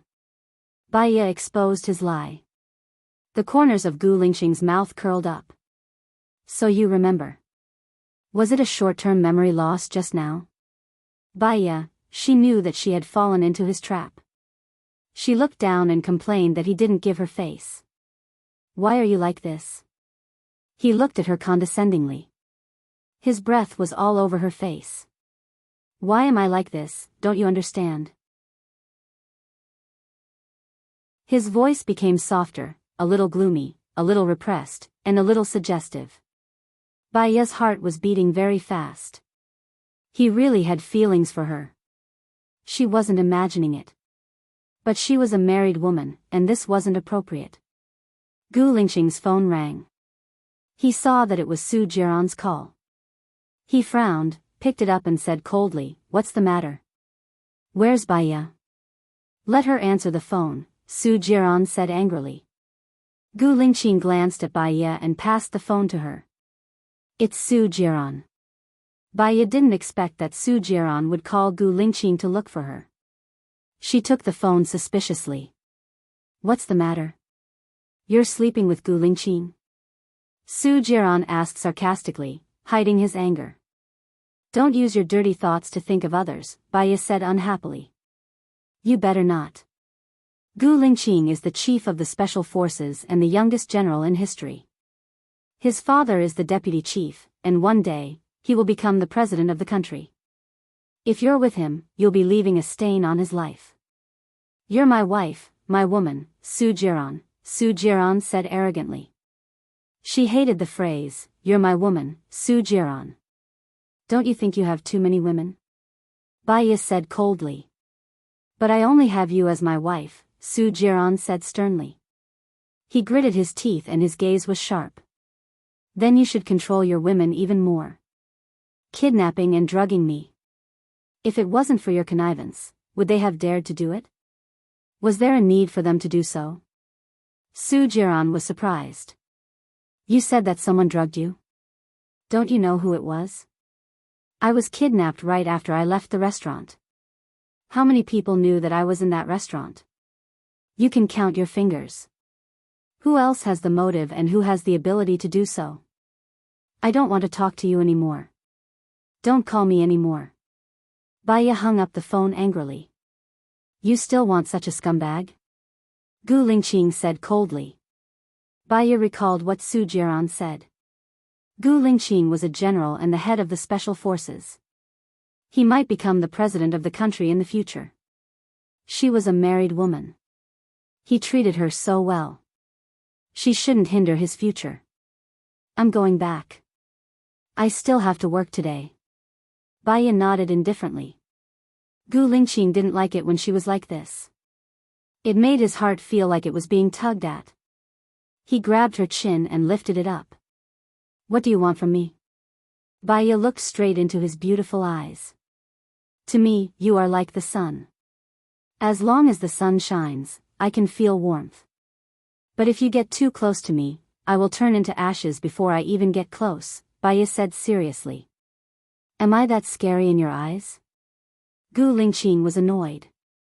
His chest was heaving up and down. I'm not scary. I'm just stating the truth. The truth is that you're timid. Gu Lingqing let go of his hand and turned his face away. You can leave. Baiya nodded respectfully. She picked up her bag and left without looking back. Gu Lingqing's fist hit the wall heavily. He frowned. This was the first time he lost control like this. Su Jiran was hung up. His gaze was sharp as he dialed Xing Jinmian's number and questioned him. Did you ask someone to kidnap Baiya last night? Of course not. Who told you that? Was Baiya kidnapped last night? Xing Jinmian pretended to be innocent. Don't let me find out it was you. Otherwise, I won't let you go, Su Jiran said fiercely. Didn't you say that you don't love her? Xing Jinmian felt wronged. Even if I don't love her, I won't allow anyone to bully her because of her identity as Mrs. Su. Okay, that's it. I have something to do here. Su Jiran hung up the phone in annoyance. Xing Jinmian gritted his teeth. Baiya was just Mrs. Su. Soon, she wouldn't be.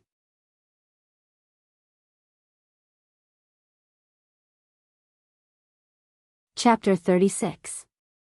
Xing Jinmian's phone rang. Seeing that it was Sen's call, she walked back to her room and picked it up. Sen, she said in a sweet voice. Xing Jinmian, what's the background of that Guling? Brother Sen asked. What's wrong? Xing Jinmian frowned. He was annoyed, but his voice was still as gentle as ever. Damn it. He's investigating the car and found Little Hay. Little Hay is my man. He's going to find me. Don't worry. It's fine. How about this? Do me one more thing. I'll arrange for Little Hay to hide abroad. Without Little Hay, they won't be able to find you, Xing Jinmian said coldly. What else? Brother Sen was annoyed. Xing Jinmian's eyes flashed fiercely. Kill Baiya. Baiya was dead. She could only be Mrs. Su. I didn't expect you to be so ruthless even though you're usually so gentle, Brother Sen sneered. Of course not. I just don't want them to find you, Xing Jinmian said gently. Okay, but Little Hay has to leave tonight. Don't worry. Little Hay will leave and your real estate development project will be approved, Xing Jinmian promised. Gu Lingqing was extremely depressed. She couldn't even eat breakfast. She went back to her room to change for the meeting. She saw a work ID on the floor. He picked it up. It was Baiya's. In the photo, she had a simple and elegant face. She was smiling peacefully, but there was an unresolvable sorrow in her eyes. This woman was really forgetful. Lieutenant Colonel Shang, go to the hospital, Gu Lingqing ordered. Baiya had breakfast near the hospital. It was still early. She leisurely walked over. She was thinking about what had happened last night. Even now, those images made her heart beat faster. When she was near the entrance of the hospital, a black car rushed towards her. That kind of speed, and that kind of route, was aimed at her. Baiya was startled and subconsciously ran toward the shop next to her. However, the owner of the car wanted to kill her. He drove at an astonishing speed. Baiya couldn't outrun him. He was too anxious and fell to the ground. She could only watch as the car came crashing towards her. Beside her, a Bentley sped past her and crashed into the flower bed, blocking her way. There was another bang. The black car crashed into the Bentley. Chief, Lieutenant Colonel Shang exclaimed as he got down from a military vehicle behind. Seeing that the situation was not good, the black car quickly retreated.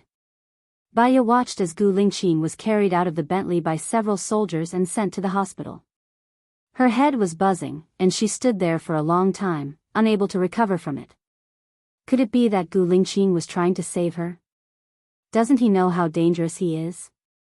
Baiya rushed to the hospital and asked the service counter, a minute ago, a group of soldiers sent an unconscious man here. Where did they send him? Department of Brain, Intensive Care, 18th floor, the nurse at the reception desk said. Baiya immediately rushed to the 18th floor of the neurology department. Gu Lingqing was going through all kinds of tests. She sat in the waiting area worriedly. The director and the important leaders had all come over. They looked solemn. She was really afraid that something might go wrong. Baya felt even more uneasy when she saw them like this. If anything happened to Gu Lingqing because he saved her, she would never forgive herself. Time ticked by. Finally, Baya saw Gu Lingqing being pushed out of the emergency room. His head was bandaged and his left arm was in a cast. He looked very serious. Her eyes reddened in an instant, and she ran up. Unauthorized personnel are not allowed to come near, the soldier said sternly. Baya's heart skipped a beat. Lieutenant Colonel Shang glanced at Baya. Follow him. Thank you, Baya said respectfully. She followed the cart into the VIP room. Lieutenant Colonel Shang left with the soldiers. In the room, there was only Gu Lingqing and her. Baya's eyes were red and misty. She sat on the chair beside the bed and choked with sobs. How did you get hurt so badly? Gu Lingqing slowly opened his eyes. His gaze was deep, like the vast universe, reflecting the two of her. Do you feel sorry for me? Gu Lingqing asked in a deep voice. He, because of her, got hurt more and more seriously. And she, apart from feeling guilty, couldn't do anything else. Suddenly, she felt resentful towards Su Jiran. If he hadn't been a troublemaker, she wouldn't have been hated by his women, and Gu Lingqing wouldn't have gotten hurt. I must be your jinx. It seems that every time you see me, nothing good will happen, Baya said apologetically, tears flowing down. He brushed her tears with his index finger and slightly raised the corner of his mouth. But, I must be your lucky star. When you see me, you will definitely be safe. Baya was touched by his words and smiled through her tears. Have you had breakfast? No, are you going to feed me? Gu Lingqing looked at her with burning eyes. Baya blushed a little and skipped the topic. I'll go buy some breakfast. Gu Lingqing looked at her back as she left, and his eyes became deep. It seemed that it was a blessing in disguise for him. Baya went to the cafeteria to get breakfast and found that she had lost her work card. Fortunately, there was a nurse she knew who was also getting breakfast, so she borrowed her card. She went back to Gu Lingqing's room. He was resting with his eyes closed, looking elegant, just like a noble prince. She walked in quietly. Gu Lingqing opened his eyes and looked at her. I didn't fall asleep. I'm hungry. Oh. She put the breakfast on the bedside table and saw that he was still reading the Russian book. Did Lieutenant Colonel Shang send it here so quickly? I put it in the car and asked him to bring it here first. He's going back to get my clothes now. Gu Lingqing explained patiently. Baya blushed, squatted down in front of the bed, shook the bed and put down the board. In order to make him more comfortable, she pulled out his pillow. Because she was too close, her chest accidentally bumped into his hard chest. Gu Lingqing looked at her with burning eyes. If he had forced himself on her yesterday, would their relationship be different? He clearly remembered the feeling of kissing her, as if he was trapped in tenderness and didn't want to get out. Baya, fall in love with me. Gu Lingqing said hoarsely. Her heart skipped a beat and she looked into his black eyes. There seemed to be a fire burning and jumping in the depths. She felt cramped and couldn't think. She wanted to wake up first. Gu Lingqing didn't let her retreat. He pressed his hand on her neck. The heat of his palm touched her skin, forcing her to look up.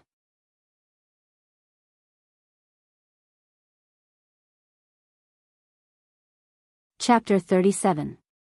Her lips were very easy to kiss. They were soft, and warm, with the unique fragrance of her body. He couldn't help but want to go deeper. He licked her lips, and the strong taste of the sun made her a little dizzy. Baya felt that she couldn't breathe, and the oxygen seemed to be sucked away little by little.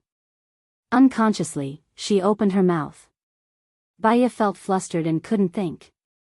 She wanted to push him away, but she felt that her limbs were weak. Baya held his arm. No. Xiaoya, I will take responsibility. Gu Lingqing said in a low voice, looking into her eyes sincerely. Baya crawled out from under him and didn't dare to look at him. She lowered her head and said, I will come to see you at noon. Baya almost ran away. She felt that she was about to say yes to him. But she didn't divorce, so it was wrong. She returned to the office in a daze. Lu Shuang was already waiting for her in her office. Why are you so late? My friend had a car accident, so I went to see him. Baya sat down in front of the desk. Lu Shuang smiled, sat down at Baya's desk, and said proudly, "Girl, I have good news for you." Baya looked at Lu Shuang's expression, and an idea flashed in her mind. You found the evidence of Su Jiran having an affair? Sort of, but I still have to wait for a few days, hee. Lu Shuang said ambiguously. Why do you have to wait for a few days? Baya was puzzled. Lu Shuang smiled carelessly. That girl was said to be Su Jiran's former assistant. She had the phone recording of Su Jiran having an affair, and she asked for 200,000 yuan. If she told Baya would definitely not agree to buy it at such a price. Anyway, her old man had 200,000 yuan. But she had to compromise on some things. For example, a blind date. You have to help me with one thing. Lu Shuang said with a smile. What is it?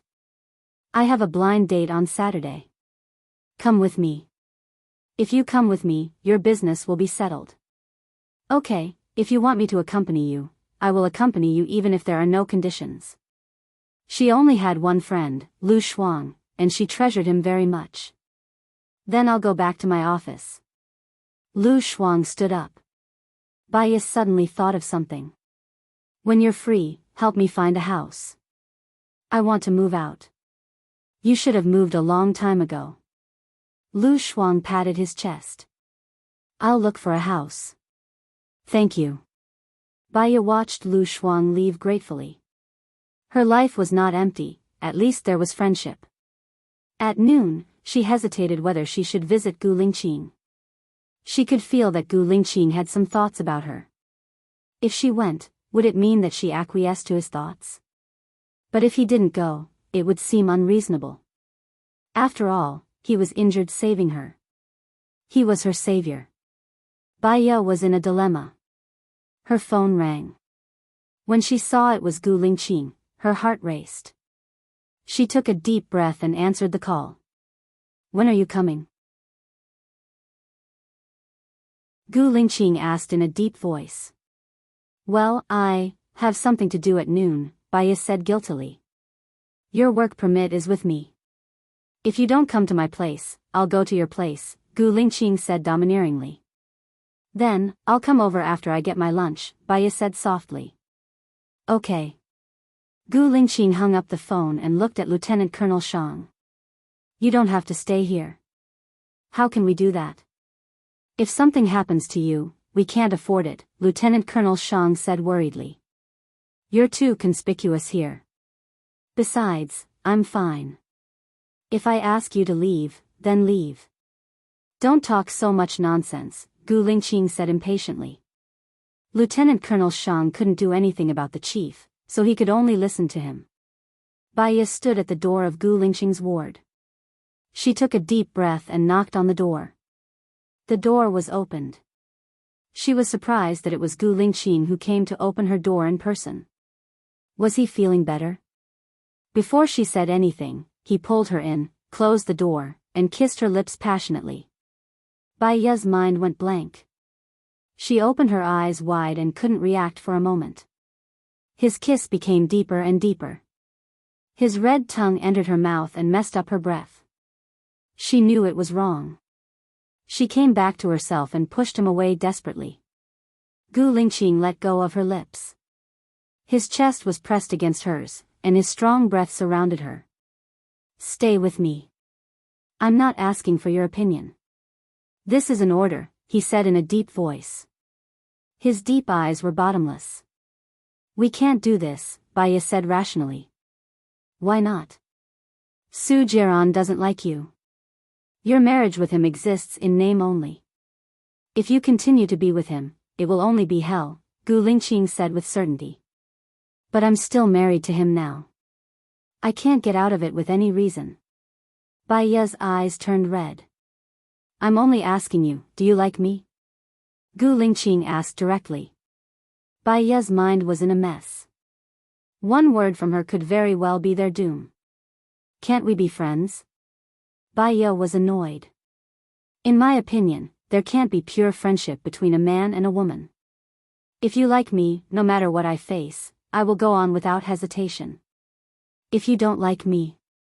Gu Lingqing paused and looked at her with burning eyes. Bai Ye clenched her fists. If I don't like you, what will you do? He didn't answer. There was a glint in his eyes and he asked, will you like me? Who wouldn't like a handsome man like you? Your looks, background, and status are enough to make a woman obsessed with you. But if this kind of liking is just a momentary impulse, I don't think it will last long, Bai Ye said rationally. Gu Lingqing squinted his eyes and shot out a sharp gaze. Couldn't she compromise? Couldn't she give in? What was wrong with being with Gu Lingqing? The woman he liked would definitely be spoiled to death. How do you know it won't last long if you haven't tried? Gu Lingqing said domineeringly. It's a mistake from the beginning. How can it last long? Bai Ye said pessimistically. He hated that she was like a tortoise, hiding in her shell. He lifted her chin and took her lips in a punishing kiss. It was very ferocious. He sucked on her lips like a storm. When she breathed, all she breathed in was his strong manly scent. It almost filled her lungs and her limbs were weak. She couldn't even push him away. He kissed her until he was panting and finally let go of her.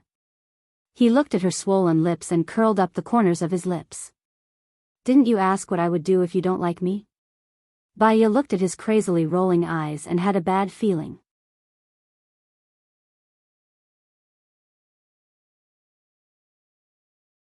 Chapter 38. Bai Ye was frightened by him.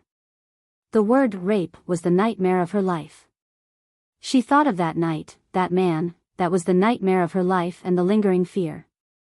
Her happiness, her love, was over. Bai Ye was trembling with fear. Then I will hate you. Gu Lingqing saw the real fear in her eyes. His heart felt as if it was being twisted by a hand, and the pain came unexpectedly. She was actually so afraid of him. It seemed that it was meaningless for him to force it. He turned around dispiritedly, opened the drawer, picked up her work permit, put it on the bedside table, and said in a low voice, "Go, don't come here again. I am a wolf, next time, I can't guarantee that I will let you go like I did yesterday." Bai Ye's heart was very sour. Why was her relationship with Gu Lingqing getting worse and worse? Her mind was blank. She put the food on the bedside table, took out her work permit, and hung it around her neck. Take your food away, I don't want to eat it, Gu Lingqing said coldly. I got this food from the canteen, I didn't cook it myself. If you go to the canteen to get food, you will also get this, Bai Ye explained with red eyes. You brought it. I don't want to eat it. Take it away, or do you want me to throw it away myself? Gu Lingqing said coldly. Bai Ye had no choice. She went forward, took the lunchbox, and said indifferently, "Pay attention to your rest." She turned around and walked towards the door. Gu Lingqing sneered, her eyes were as red as blood. She really didn't feel nostalgic at all, and left so quickly. She clenched her fists tightly. Bai Ye opened the door, saw Su Shaoling walk to the door, and subconsciously, she closed the door guiltily. Well, Su Shaoling is coming, I will hide first, Bai Ye said and went into the bathroom. She was annoyed when she went in. Why did she want to hide? She didn't do anything wrong. Su Shaoling came in with lilies and a fruit basket in her hands. Today, she was still dressed up beautifully. Her makeup was exquisite, her earrings were bright, and she wore a pink miniskirt. Her chest was pulled very low, and from time to time, half of her snow-white skin was exposed, but it was still very sexy. She put the flowers in the vase, put the fruit basket on the table, and smiled. If I didn't see it with my own eyes, would have thought you were avoiding the banquet tonight. Gu Lingqing didn't say anything, he looked at the bathroom and frowned slightly. Su Shaoling was used to his alienation. Since he did that to every woman, she didn't mind. She sat down on the chair beside him. Grandma said that since we can't announce the date of the wedding banquet, we'll go to her place for dinner another day and decide on the wedding date. Gu Lingxing's face was cold, and his pitch-black eyes were vast and boundless. If you don't answer, I'll take it as you agree, Su Shaoling said to herself. Baiya leaned against the wall, feeling a little uncomfortable. He was about to get married, and they were like passers-by in a hurry. No matter how unwilling they were, this chapter would be over. So, she made the right decision. It was the wisest thing for her to miss Gu Lingqing. She opened the door and looked at them. She met Gu Lingqing's eyes. Her heart trembled and she closed the door again. Gu Lingqing was unhappy. Was he a poisonous snake or a beast? She was afraid to avoid him. He gritted his teeth and looked at Su Shaoling. The suppressed anger was spreading. Okay, let's get married. Su Shaoling was happy and threw herself at Gu Lingqing passionately. The strong perfume filled the whole room, and the fragrance was pleasant. She wanted to kiss Gu Lingqing's lips. Gu Lingqing hesitated for a moment, avoided it, and stood up. Su Shaoling hugged Gu Lingqing, afraid that he would regret it. Lingqing, do you want me? Gu Lingqing looked at the door of the washroom. There was no movement at all. That woman treated him as if he didn't exist. He was nothing in that woman's heart. He felt depressed and uncomfortable. When he was in a trance, Su Shaoling had already taken off her clothes. Anyway, we are going to get married. If you want me today, I will definitely serve you well, Su Shaoling said anxiously. He couldn't hide his disgust. He was so angry at Baiya that he lost his mind. Now that he thought about it, he really didn't like this woman at all. Su Shaoling, I was just joking. Su Shaoling was stunned, and the smile on her face was a little awkward. Gu Lingqing frowned. He was very annoyed and wanted to refuse. He saw Baiya come out of the washroom and tiptoed towards the door. She really knew how to behave. Lingqing, I will definitely serve you well. I will be a good mother and a good wife. Su Shaoling bit her lips and said. Baiya listened, but the discomfort in her heart spread all over her body. She wanted to leave as soon as possible. The air here made her feel suffocated. She opened the door with a click. Su Shaoling heard the sound and was about to turn around. Gu Lingqing pinched her chin and stared at her mouth with his deep eyes. His black lotus-like eyes were dark and surging. Su Shaoling felt that she was deeply trapped in it and couldn't get out. It was the first time she looked at him so closely. She could see every pore on his face. He was a perfect man who was impeccable in all aspects. Baiya opened the door. Lieutenant Colonel Shang and an old woman were at the door. She was upset and couldn't get out, so she went back to the washroom. Gu Lingqing frowned and looked at Baiya's back helplessly. Lingqing. Su Shaoling called in a sweet voice. I like a woman with a smaller mouth. Yours doesn't seem suitable, he said coldly and walked towards the washroom. Grandma came in accompanied by Lieutenant Colonel Shang and saw Su Shaoling taking off her clothes. Oh, I'm sorry. You can continue. Grandma pulled Lieutenant Colonel Shang out. Su Shaoling also looked embarrassed and put on the clothes she took off. Gu Lingqing went into the washroom, closed the door and locked it. Why don't you go out? He asked in a low voice. Someone is at the door. I can't go out. Baiya explained. Baiya, why are you feeling guilty? Gu Lingqing questioned and examined her. It was like an X-ray, so she had nowhere to hide. I'm not feeling guilty. Baiya lowered her head. His question made her breathless. Really? A fierce look flashed in Gu Lingqing's eyes. He grabbed her waist, pulled her into his arms, and kissed her lips. Baiya leaned back against the wall.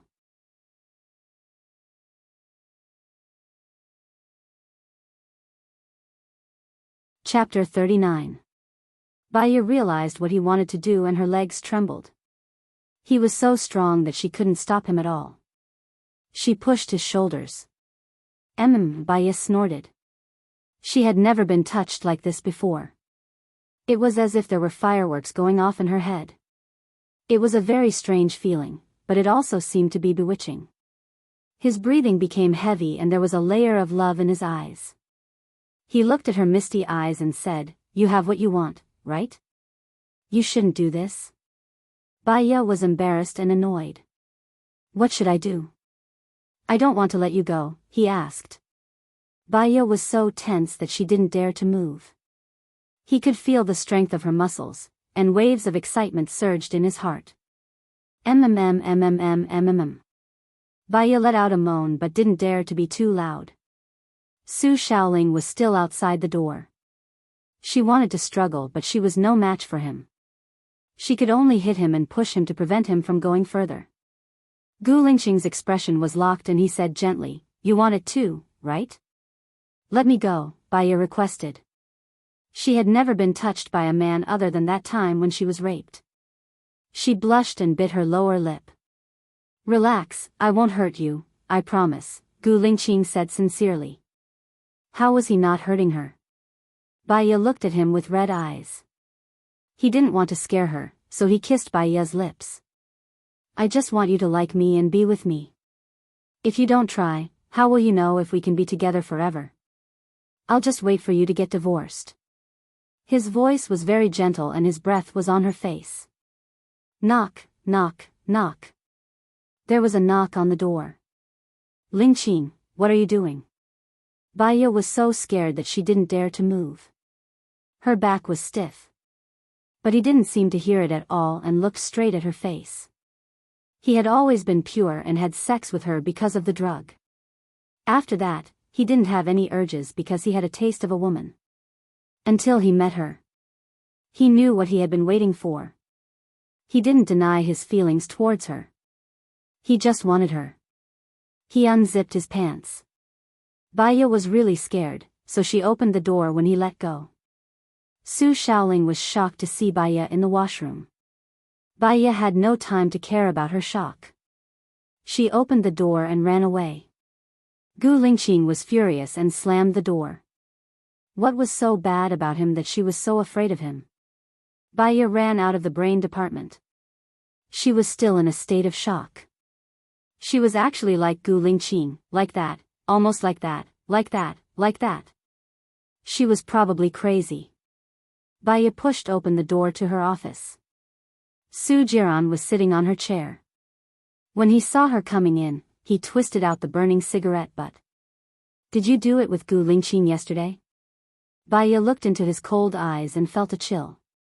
Thinking of her kidnapping and drugging last night, as well as the danger this morning and Gu Lingqing's injuries, she couldn't help but feel angry. It was all because of him. What right did he have to question her? "Do you care?" Baya asked with bloodshot eyes. "You're my wife, I won't allow you to make me a cuckold." Su Jiran stood up. Suddenly, he felt a lot more dangerous. "I've been made a cuckold by you countless times. Where do you get the cheek to control me?" Baya shouted anxiously. He walked in front of her and said coldly, "Woman, don't have such a bad temper. It will only make people annoyed. Men are romantic, but women are cheap. Xing Jinyan came to me today and wanted to be my secretary. I didn't want to agree, but now it seems that she's much cuter than you. Then I wish you two have a son soon and be united forever," Baya said indifferently. He was sick of it. He pressed down on her shoulders and slammed her against the wall. "Woman, don't test my patience. If you think I'm annoying, then get a divorce," he roared. "Do you want a man that much?" Su Jiran was finally angry. His anger spread and burned until his eyes were bloodshot. Baya felt that his words were incoherent and illogical. Communicating with him would shorten her life by 10 years. "It has nothing to do with you. Let go of me." Baya struggled to break free. Su Jiran's lips curled up. "Looks like it's time for me to fulfill my duties as a husband. I'll definitely satisfy you." Baiya's eyes widened in panic, but she was even more angry. Su Jiran, get out. Get out where? You'll be begging me to come in later. He hugged her shoulders and pressed her against the desk. Her documents and books were scattered all over the floor. She saw danger in his eyes and pushed him away anxiously. Compared to Gu Lingqing, she would rather be Gu Lingqing than the disgusting Su Jiran. Su Jiran's breathing became chaotic. Move, you know. The more you struggle, the more excited I get. You're shameless, Baiya said through gritted teeth. He did not seem to hear her scolding and curled his lips. His hand moved up her thigh. Yo, this is love between man and beast. Lu Shuang vaguely heard the sound of Baiya's office and appeared in time. When Baiya saw Lu Shuang, she was surprised and even had the urge to cry. It was tears of joy, grievance, and all sorts of complicated emotions. Su Jiran stared at the emotions in Baiya's eyes. His gaze tightened and he was very annoyed.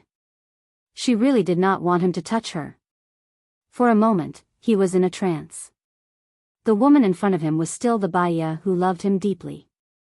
Because of love, even if he betrayed her, schemed against her, and hurt her, she still married him without hesitation. It seemed that something was changing quietly.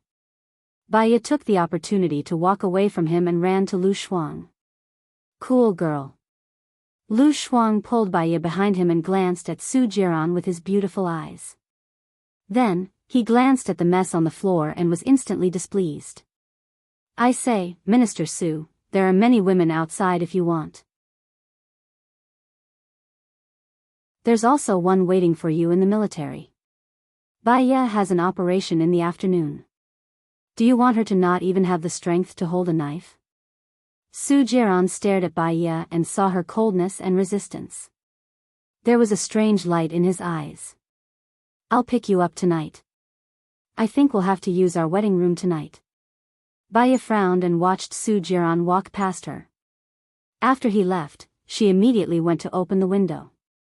She did not like the smell of perfume and cigarettes on him.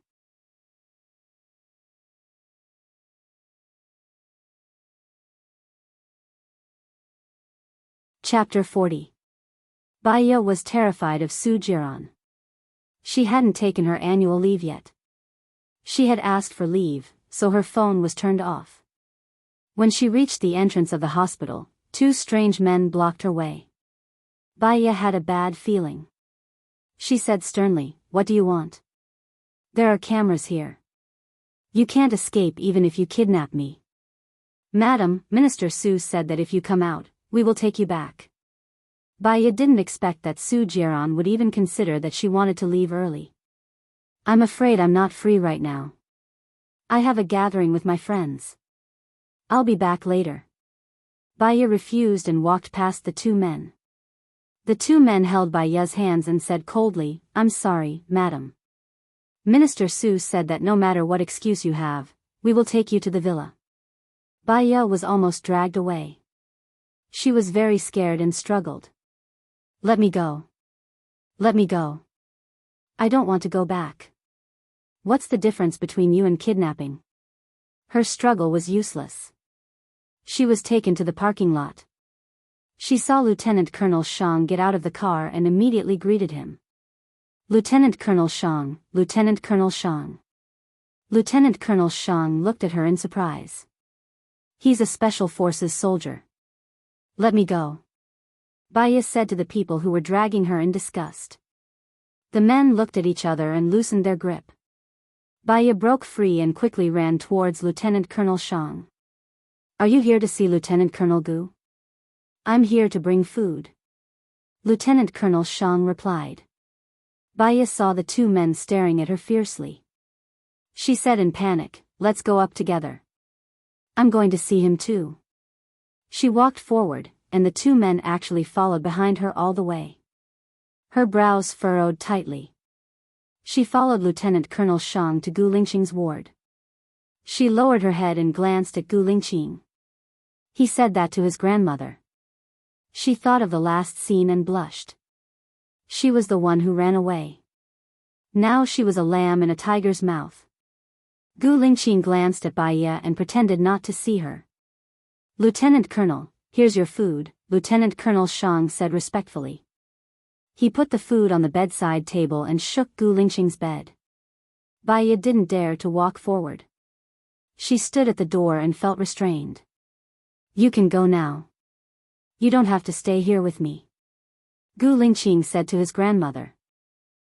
Since you are in love with that girl from the Su family, hurry up and marry her. Give me a few great-grandchildren. I don't know how long I can live. Gu Lingqing's grandmother urged. I know what I'm doing. I'll solve my own problems, Gu Lingqing said coldly. I've watched you solve it for a long time, but you still haven't solved it. Gu Lingqing's grandmother complained. Gu Lingqing looked at Lieutenant Colonel Shang. Send my grandmother back. Bai Ye became nervous and clenched her fists. It was Su Jiran outside and Gu Lingqing inside. She couldn't afford to offend either of them. Lieutenant Colonel Shang sent Gu Lingqing's grandmother out. Her grandmother glanced at Bai Ye. She thought she was a caretaker. She didn't care and walked out of the room. Gu Lingqing stared at her. Bai Ye didn't dare to look up. She bit her lip and clenched her fists.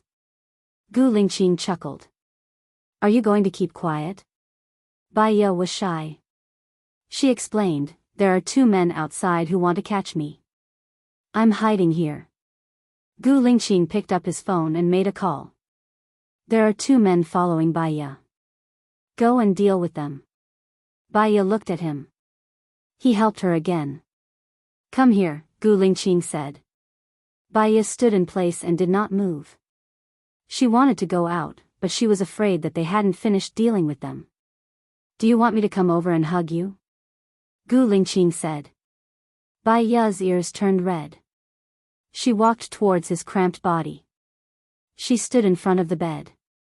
Gu Lingqing looked at her and didn't say a word.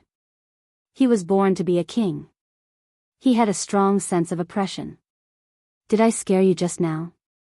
Gu Lingqing's tone softened. Bai Ye nodded. I'll be gentler next time, Gu Lingqing said, a little annoyed. Next time? There would be a next time? Bai Ye's heart was beating so fast that it almost jumped out of her throat. Gu Lingqing's phone rang. He picked it up. Sir, it's been solved. I sent them to the police station. They won't be released for a week. Gu Lingqing replied. Bai Ye heard the voice on the phone. I'm leaving now. I'll visit you another day. She almost ran away in defeat again. Gu Lingqing looked at her back helplessly. In Su Jiran's villa. He was listening to the report on the phone. A cold light flashed and he ordered, ask Miller to do something. This battle has made Gu Lingqing too idle. Yes. Su Jiran turned around and looked at Little Black who was kneeling on the ground. Minister Su, please spare my life. I was just following Sen's instructions. Little Black wailed, and the bright chain was stained with dirty blood.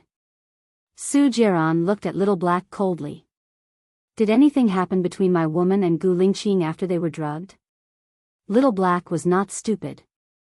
He hurriedly said, no, their clothes were neat when they were rescued. Su Jiran's anger disappeared a lot. He knew that Bai Ye would not let others touch her. If she wanted to touch her, she would have done it long ago. Even if she was drugged, she would still keep her chastity for him. It seemed that he should really share his wealth with this woman. Minister Su, what should we do with him? Su Jiran's subordinate asked. Lock him up first. The best part is yet to come. Su Jiran raised the corner of his mouth. He pulled off his tie and called the director of obstetrics and gynecology. I'm Su Jiran. I want to give Bai Ye a surprise tonight. Please do me a favor. I happen to have 2 tickets to Hawaii. I'll ask someone to give them to you. Asterisk. As soon as Bai Ye came out of the hospital, the director of obstetrics and gynecology called her. Bai Ye, it's an emergency. The hypertensive pregnant woman in bed 32 is about to give birth. Her husband asked you to come back to deliver the baby. Baiyo was stunned. How did the director know that she was at the door? It was an emergency. She had no time to think and ran to the obstetrics and gynecology department in a hurry. When she came out of the operating room, Su Jiran stood in front of her and smiled wickedly. It seemed that he had been waiting for her for a long time. Baiyo was shocked. She ignored him and forced her way over. Su Jiran grabbed her hand. Let go of me. Baiyo turned around and glared at him. Su Jiran smiled and carried her up in his arms. Are you touched? I'll take you to our wedding room in person. I'm not touched. Have you had enough fun, Su Jiran? Baiyo was trembling with fear. Su Jiran looked down at her and looked even more devilish. I'll have fun. If you perform well, I'll let bygones be bygones. I'll even let you have my child. From now on, your position as Mrs. Su will be as stable as a mountain. She did not want to have his child. She did not want to have anything to do with this devil.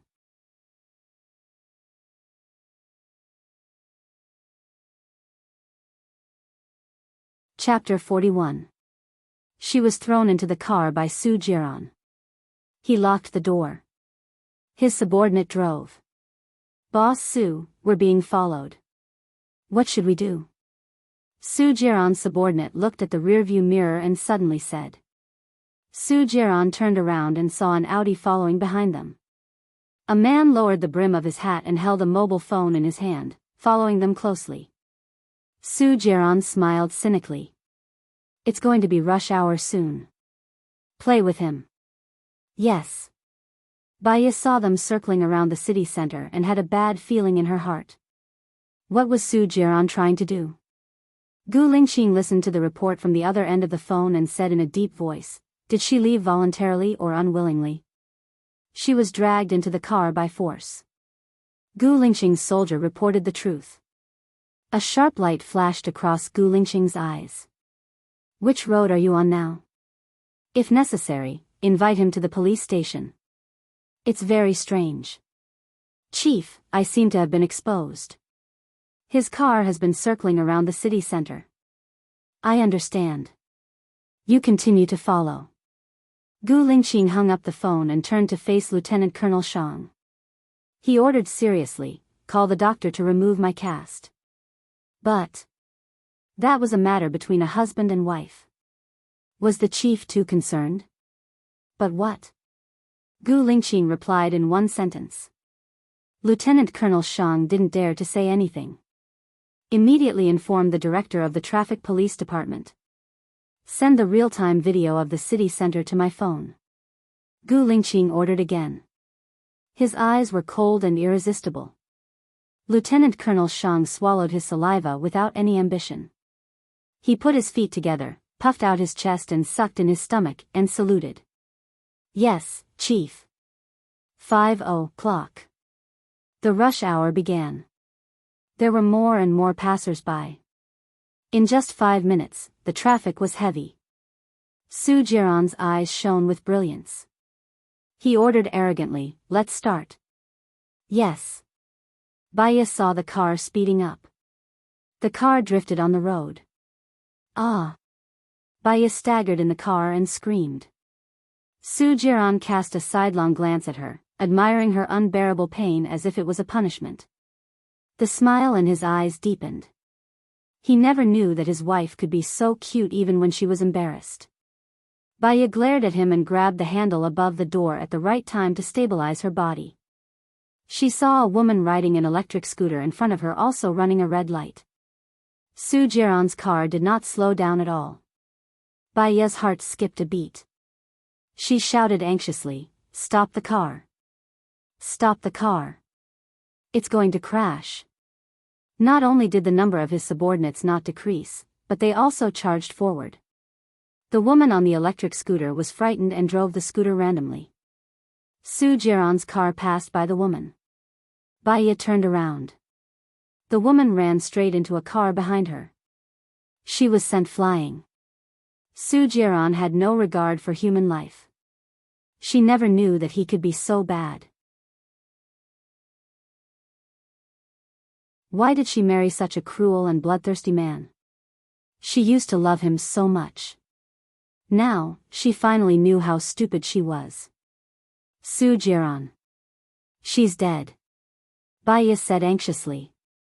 Soo-jiran smiled evilly. I didn't hit her. She ran the red light herself. Her driving skills are not good. If you hadn't been driving so fast, would this have happened? Baya was not calm and knocked him on the head. She had used up all her strength. He looked at her evilly as if it did not matter. Baya, congratulations. You've successfully aroused my interest. Aren't you too arrogant? Do you think that I'm arousing your interest? Baya glared and roared. I'm interested in you. Isn't that what you've been waiting for? I'll allow you to be unreasonable for a while, but I won't allow you to be unreasonable for a long time. Soo-jiran's eyes were filled with danger. Don't you understand? Baya's chest was heaving up and down. She had completely lost her rationality.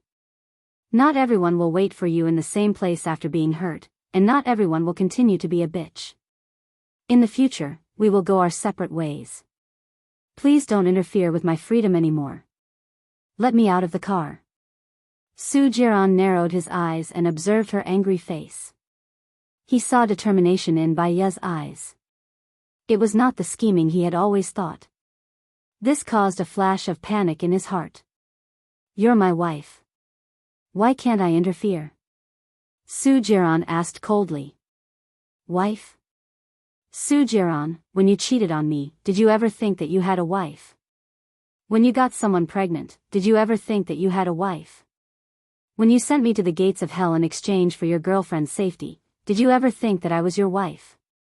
Baya screamed hysterically. Soo-jiran grabbed her chin. But you're still Mrs. Soo, aren't you? Baya looked into Soo-jiran's eyes coldly. I don't care anymore. Soo-jiran's eyes were cold. He tightened his grip on Baya's chin. Baya, say it again. There are many women in this world who want to marry me, Soo-jiran. If you get divorced, don't expect me, Soo-jiran, to look at you again. Think carefully before you answer. He felt strangely uncomfortable. His breathing became heavier and heavier. He was inexplicably nervous about her answer. Baya felt that his straight man cancer had reached the terminal stage. If we get divorced and die of old age, there's no need to see each other anymore, Baya said firmly. As soon as she finished speaking, his thick breath, with the smell of tobacco, assaulted her. He kissed her lips. When his red lips touched hers, Soo-jiran felt an electric current flowing from his lips to his heart. Her lips were very soft, like cotton candy. With her fragrance, he sucked hard, as if he was punishing her. Baya felt the sting on her lips come and go. Her eyes were clear. She clenched her fists. No matter how painful it was, she would not cry out. She knew clearly that Soo-jiran did not know how to be gentle with a woman. Even if she was in pain, he would not let go. She could only grit her teeth and not let him go. Soo-jiran's breath became more and more rapid. Baya, let me tell you, I won't get divorced before I get tired of you, Soo-jiran said firmly. His eyes were dyed red. I will only disgust you. Baya squeezed these words out of her teeth. A sharp glint flashed in his eyes. It was a dangerous glint.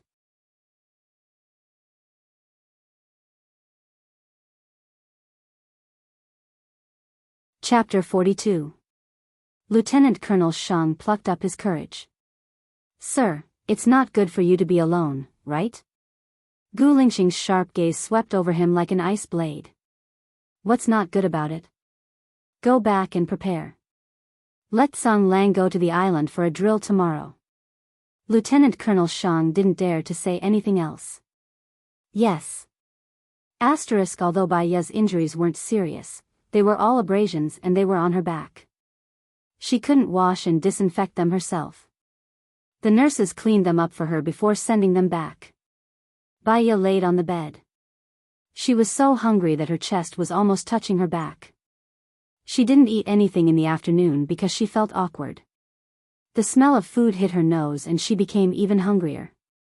Gu Lingqing pushed the door open and the nurses came in with a bowl of mullet soup, sweet and sour pork ribs and stir-fried vegetables with mushrooms. Are you hungry? Gu Lingqing asked gently. Baya felt a subtle sweetness in her heart and she nodded. She would remember. Maybe it was because her back was scarring. It hurt when she moved. If you don't want the wound to split open, just lie down and don't move, Gu Lingqing said. She looked at Gu Lingqing. His gaze softened. I'll feed you. In the morning, he was still the one lying on the bed. Now, he was the one. Are your head and hand okay? Baya asked with concern. I put them up to avoid the banquet tonight. Of course I'm fine, Gu Lingqing explained. He patiently removed the bones from the fish, put it into a spoon and passed it to her. The doctor said that this is good for scars. She felt a lot more at ease when he was fine. Baya ate the fish that he passed to her and her heart throbbed. Gu Lingqing, do you have any wishes? Baya asked. She wanted to do her best to help him achieve it. Don't you know my wish? Gu Lingqing looked at her with a burning gaze. Baya remembered what he wanted. He didn't expect that his wish was for herself. Baya looked down. She was sick and he didn't want to make things difficult for her. What about you? She had many wishes. She wanted to be an outstanding doctor. She wanted to be with the man she loved and be together forever. She wanted to cook for the man she loved and watch the stars and the moon with him. She wanted her mother to get better soon. She wanted the happiness of the people she cared about. She wanted the happiness of the people she cared about. Go to Provence. I took my mother to travel there. It's a place she has always wanted to see, Baya said in a low mood. That's easy. If the money is not enough, I'll pay for it. Gu Lingqing said generously. Baya shook her head. My mother is mentally ill. She will hurt people when it gets serious. She can't be bailed out. Gu Lingqing furrowed his brows and didn't speak again. He concentrated on helping her remove the fish bones. Baya looked at his handsome face. When he was focused, he was like a perfect work of art in the hands of a sculptor, especially his eyes, which were like the brightest stars in the sky. Baya looked at his handsome face. When he was focused, he was like a perfect work of art in the hands of a sculptor. His eyes were like the brightest stars in the sky. Yeah. Baya did not deny it. Compared to Su Jiran? Gu Lingqing asked with raised brows. Compared to Su Jiran? Gu Lingqing raised his eyebrows. He was born with elegance and an unruly aura. He had an aura that could make people go crazy. He was the type that could make thousands of girls scream when he appeared. There's no comparison. Then which do you like better? Gu Lingqing wanted to know why. Baya felt that this sentence was a trap. If she said that she liked him, it would be like a confession. But she really didn't like Su Jiran anymore. I'm not a little girl anymore. I've passed the age of dreaming. I don't care about a man's appearance, Baya said ambiguously. Then what do you care about? Gu Lingqing didn't want to let her go. My heart. Baya simply said one word. This word was all-encompassing. She looked into Gu Lingqing's deep eyes. They looked at each other as if something was colliding in the air, creating layers of sparks. Gu Lingqing slowly moved closer to her. Baya's breathing became heavier and heavier. She had the urge to kiss him. I want to eat pork ribs, Baya said, breaking the atmosphere. Gu Lingqing didn't move closer. He cleared his throat and picked up a piece of pork ribs for her. He only started eating after she was done. Baya lay on the bed and looked at him. She felt that he was quite good at taking care of people. If you look at me again, I won't be able to control myself, Gu Lingqing said hoarsely. Baya blushed. She turned her face to the other side, with the back of her head facing him. Gu Lingqing couldn't help but twitch the corner of his mouth. If she wasn't injured, he might not be as easy to talk to as he was now. After eating, Gu Lingqing lay on his bed. He didn't turn off the lights. Bai Ye was quiet. She didn't look at him, but she could feel his presence. Gradually, she closed her eyes. In the middle of the night, she had too much water and needed to go to the toilet. She crept up quietly. Gu Lingqing was alert. He turned on the lights and held her. He asked worriedly, "What's wrong?" Bai Ye blushed. "I need to go to the toilet." Gu Lingqing couldn't help but carry her and walk to the toilet. "It's not that serious. It's just a scratch." "I feel much better now," Bai Ye said awkwardly. "If you don't want your wound to split open and lie in bed for a few more days, shut up," Gu Lingqing said domineeringly. After he carried her to the toilet, he put her down gently, turned around, walked out of the toilet and closed the door. Shushu could also make sounds. Bai Ye could feel her face burning. After much difficulty, she opened the door and came out. Gu Lingqing picked her up again and put her back on the bed without giving her a chance to speak. She closed her eyes, but she didn't sleep. Gu Lingqing lay down again and turned off the lights. He didn't say anything. Bai Ye looked at his blurry shadow in the dark. In the 3 years of marriage, Su Jiran had never been in the same room with her like this. She spent days and nights alone in the empty room. Guarding, she felt that she was no longer a woman, and she had also lost confidence. "Thank you, Gu Lingqing," Bai Ye said sincerely. She was really grateful to him. Not only did he warm her in life, but he also warmed her heart. What did she do to deserve his love? Gradually, she fell asleep. When she woke up, Gu Lingqing was no longer there.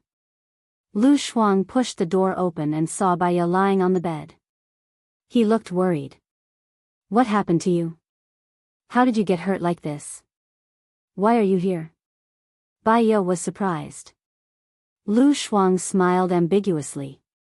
"Your man called me and told me that you're staying in this room and asked me to take care of you.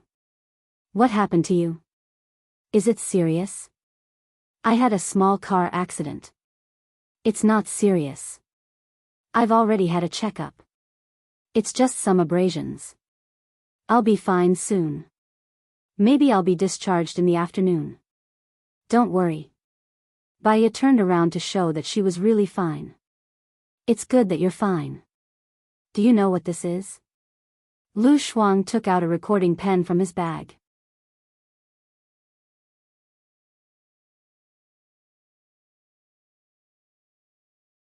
Chapter 43.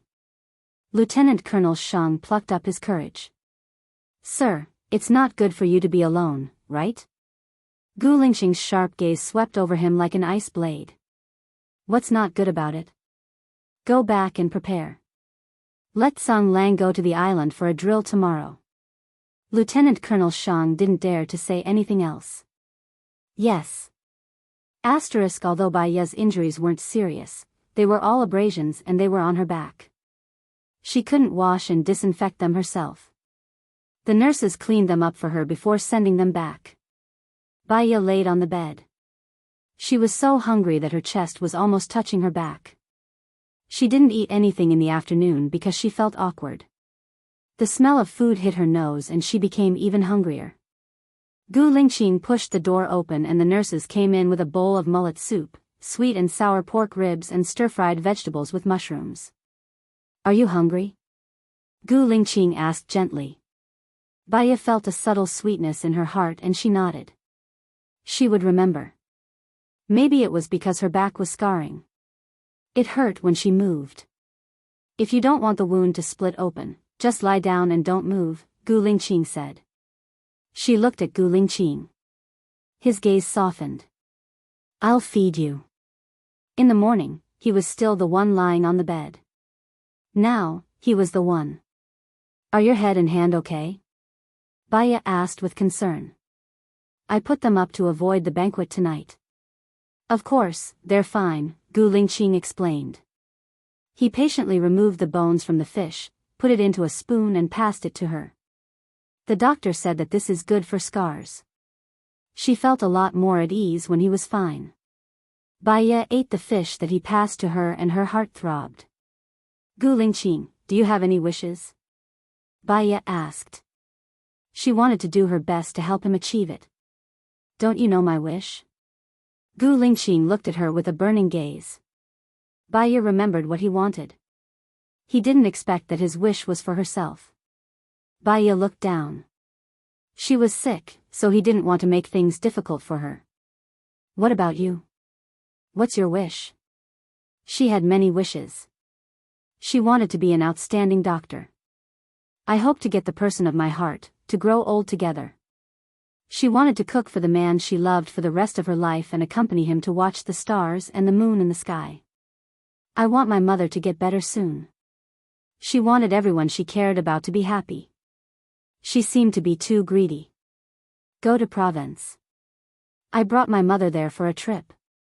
It's a place she has always wanted to visit, Baya said in a low mood. That's easy.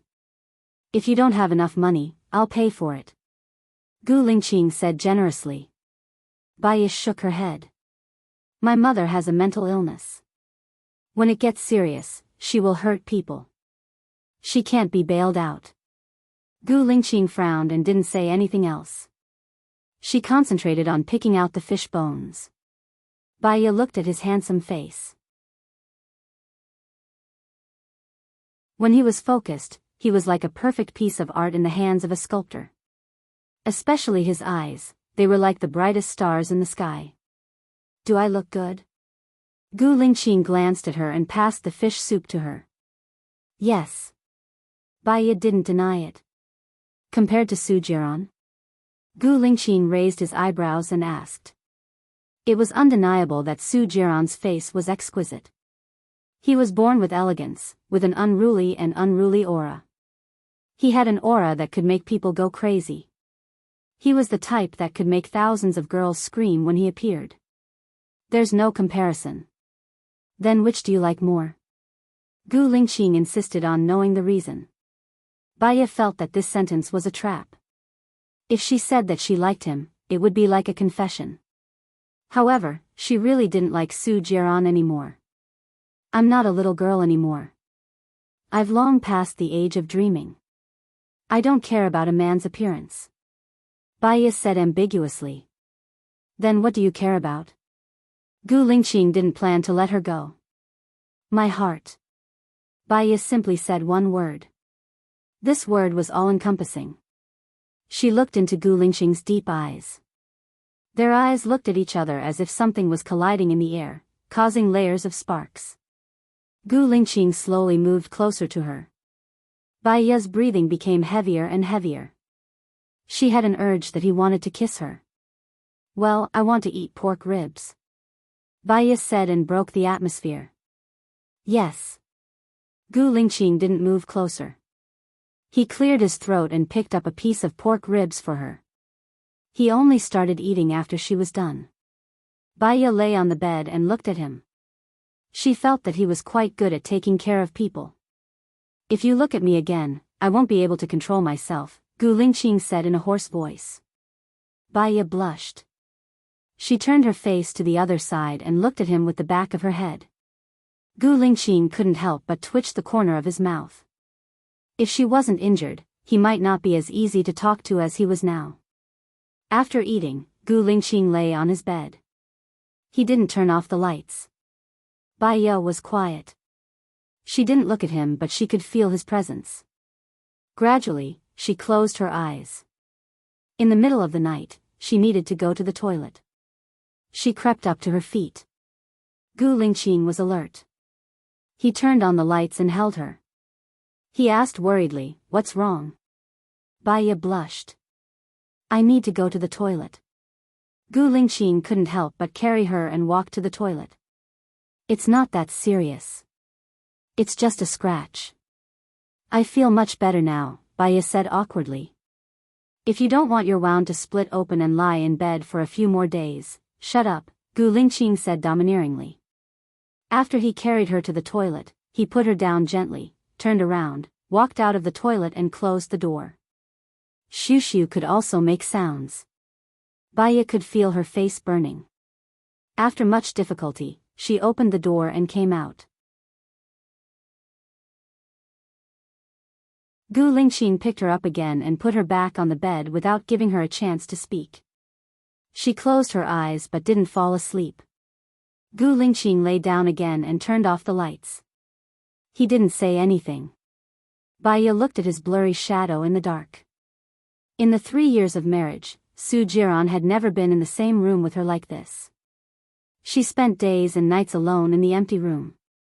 Guarding, she felt that she was no longer a woman, and she had also lost confidence. Thank you, Gu Lingqing, Baya said sincerely. She was really grateful to him. Not only did he warm her in life, but also in her heart. What did she do to deserve his love? Gradually, she fell asleep. When she woke up, Gu Lingqing was no longer there. Lu Shuang pushed the door open and saw Baya lying on the bed. He looked worried. What happened to you? How did you get hurt like this? Why are you here? Baya was surprised. Lu Shuang smiled ambiguously. Your man called me and told me that you're staying in this room and asked me to take care of you. What happened to you? Is it serious? I had a small car accident.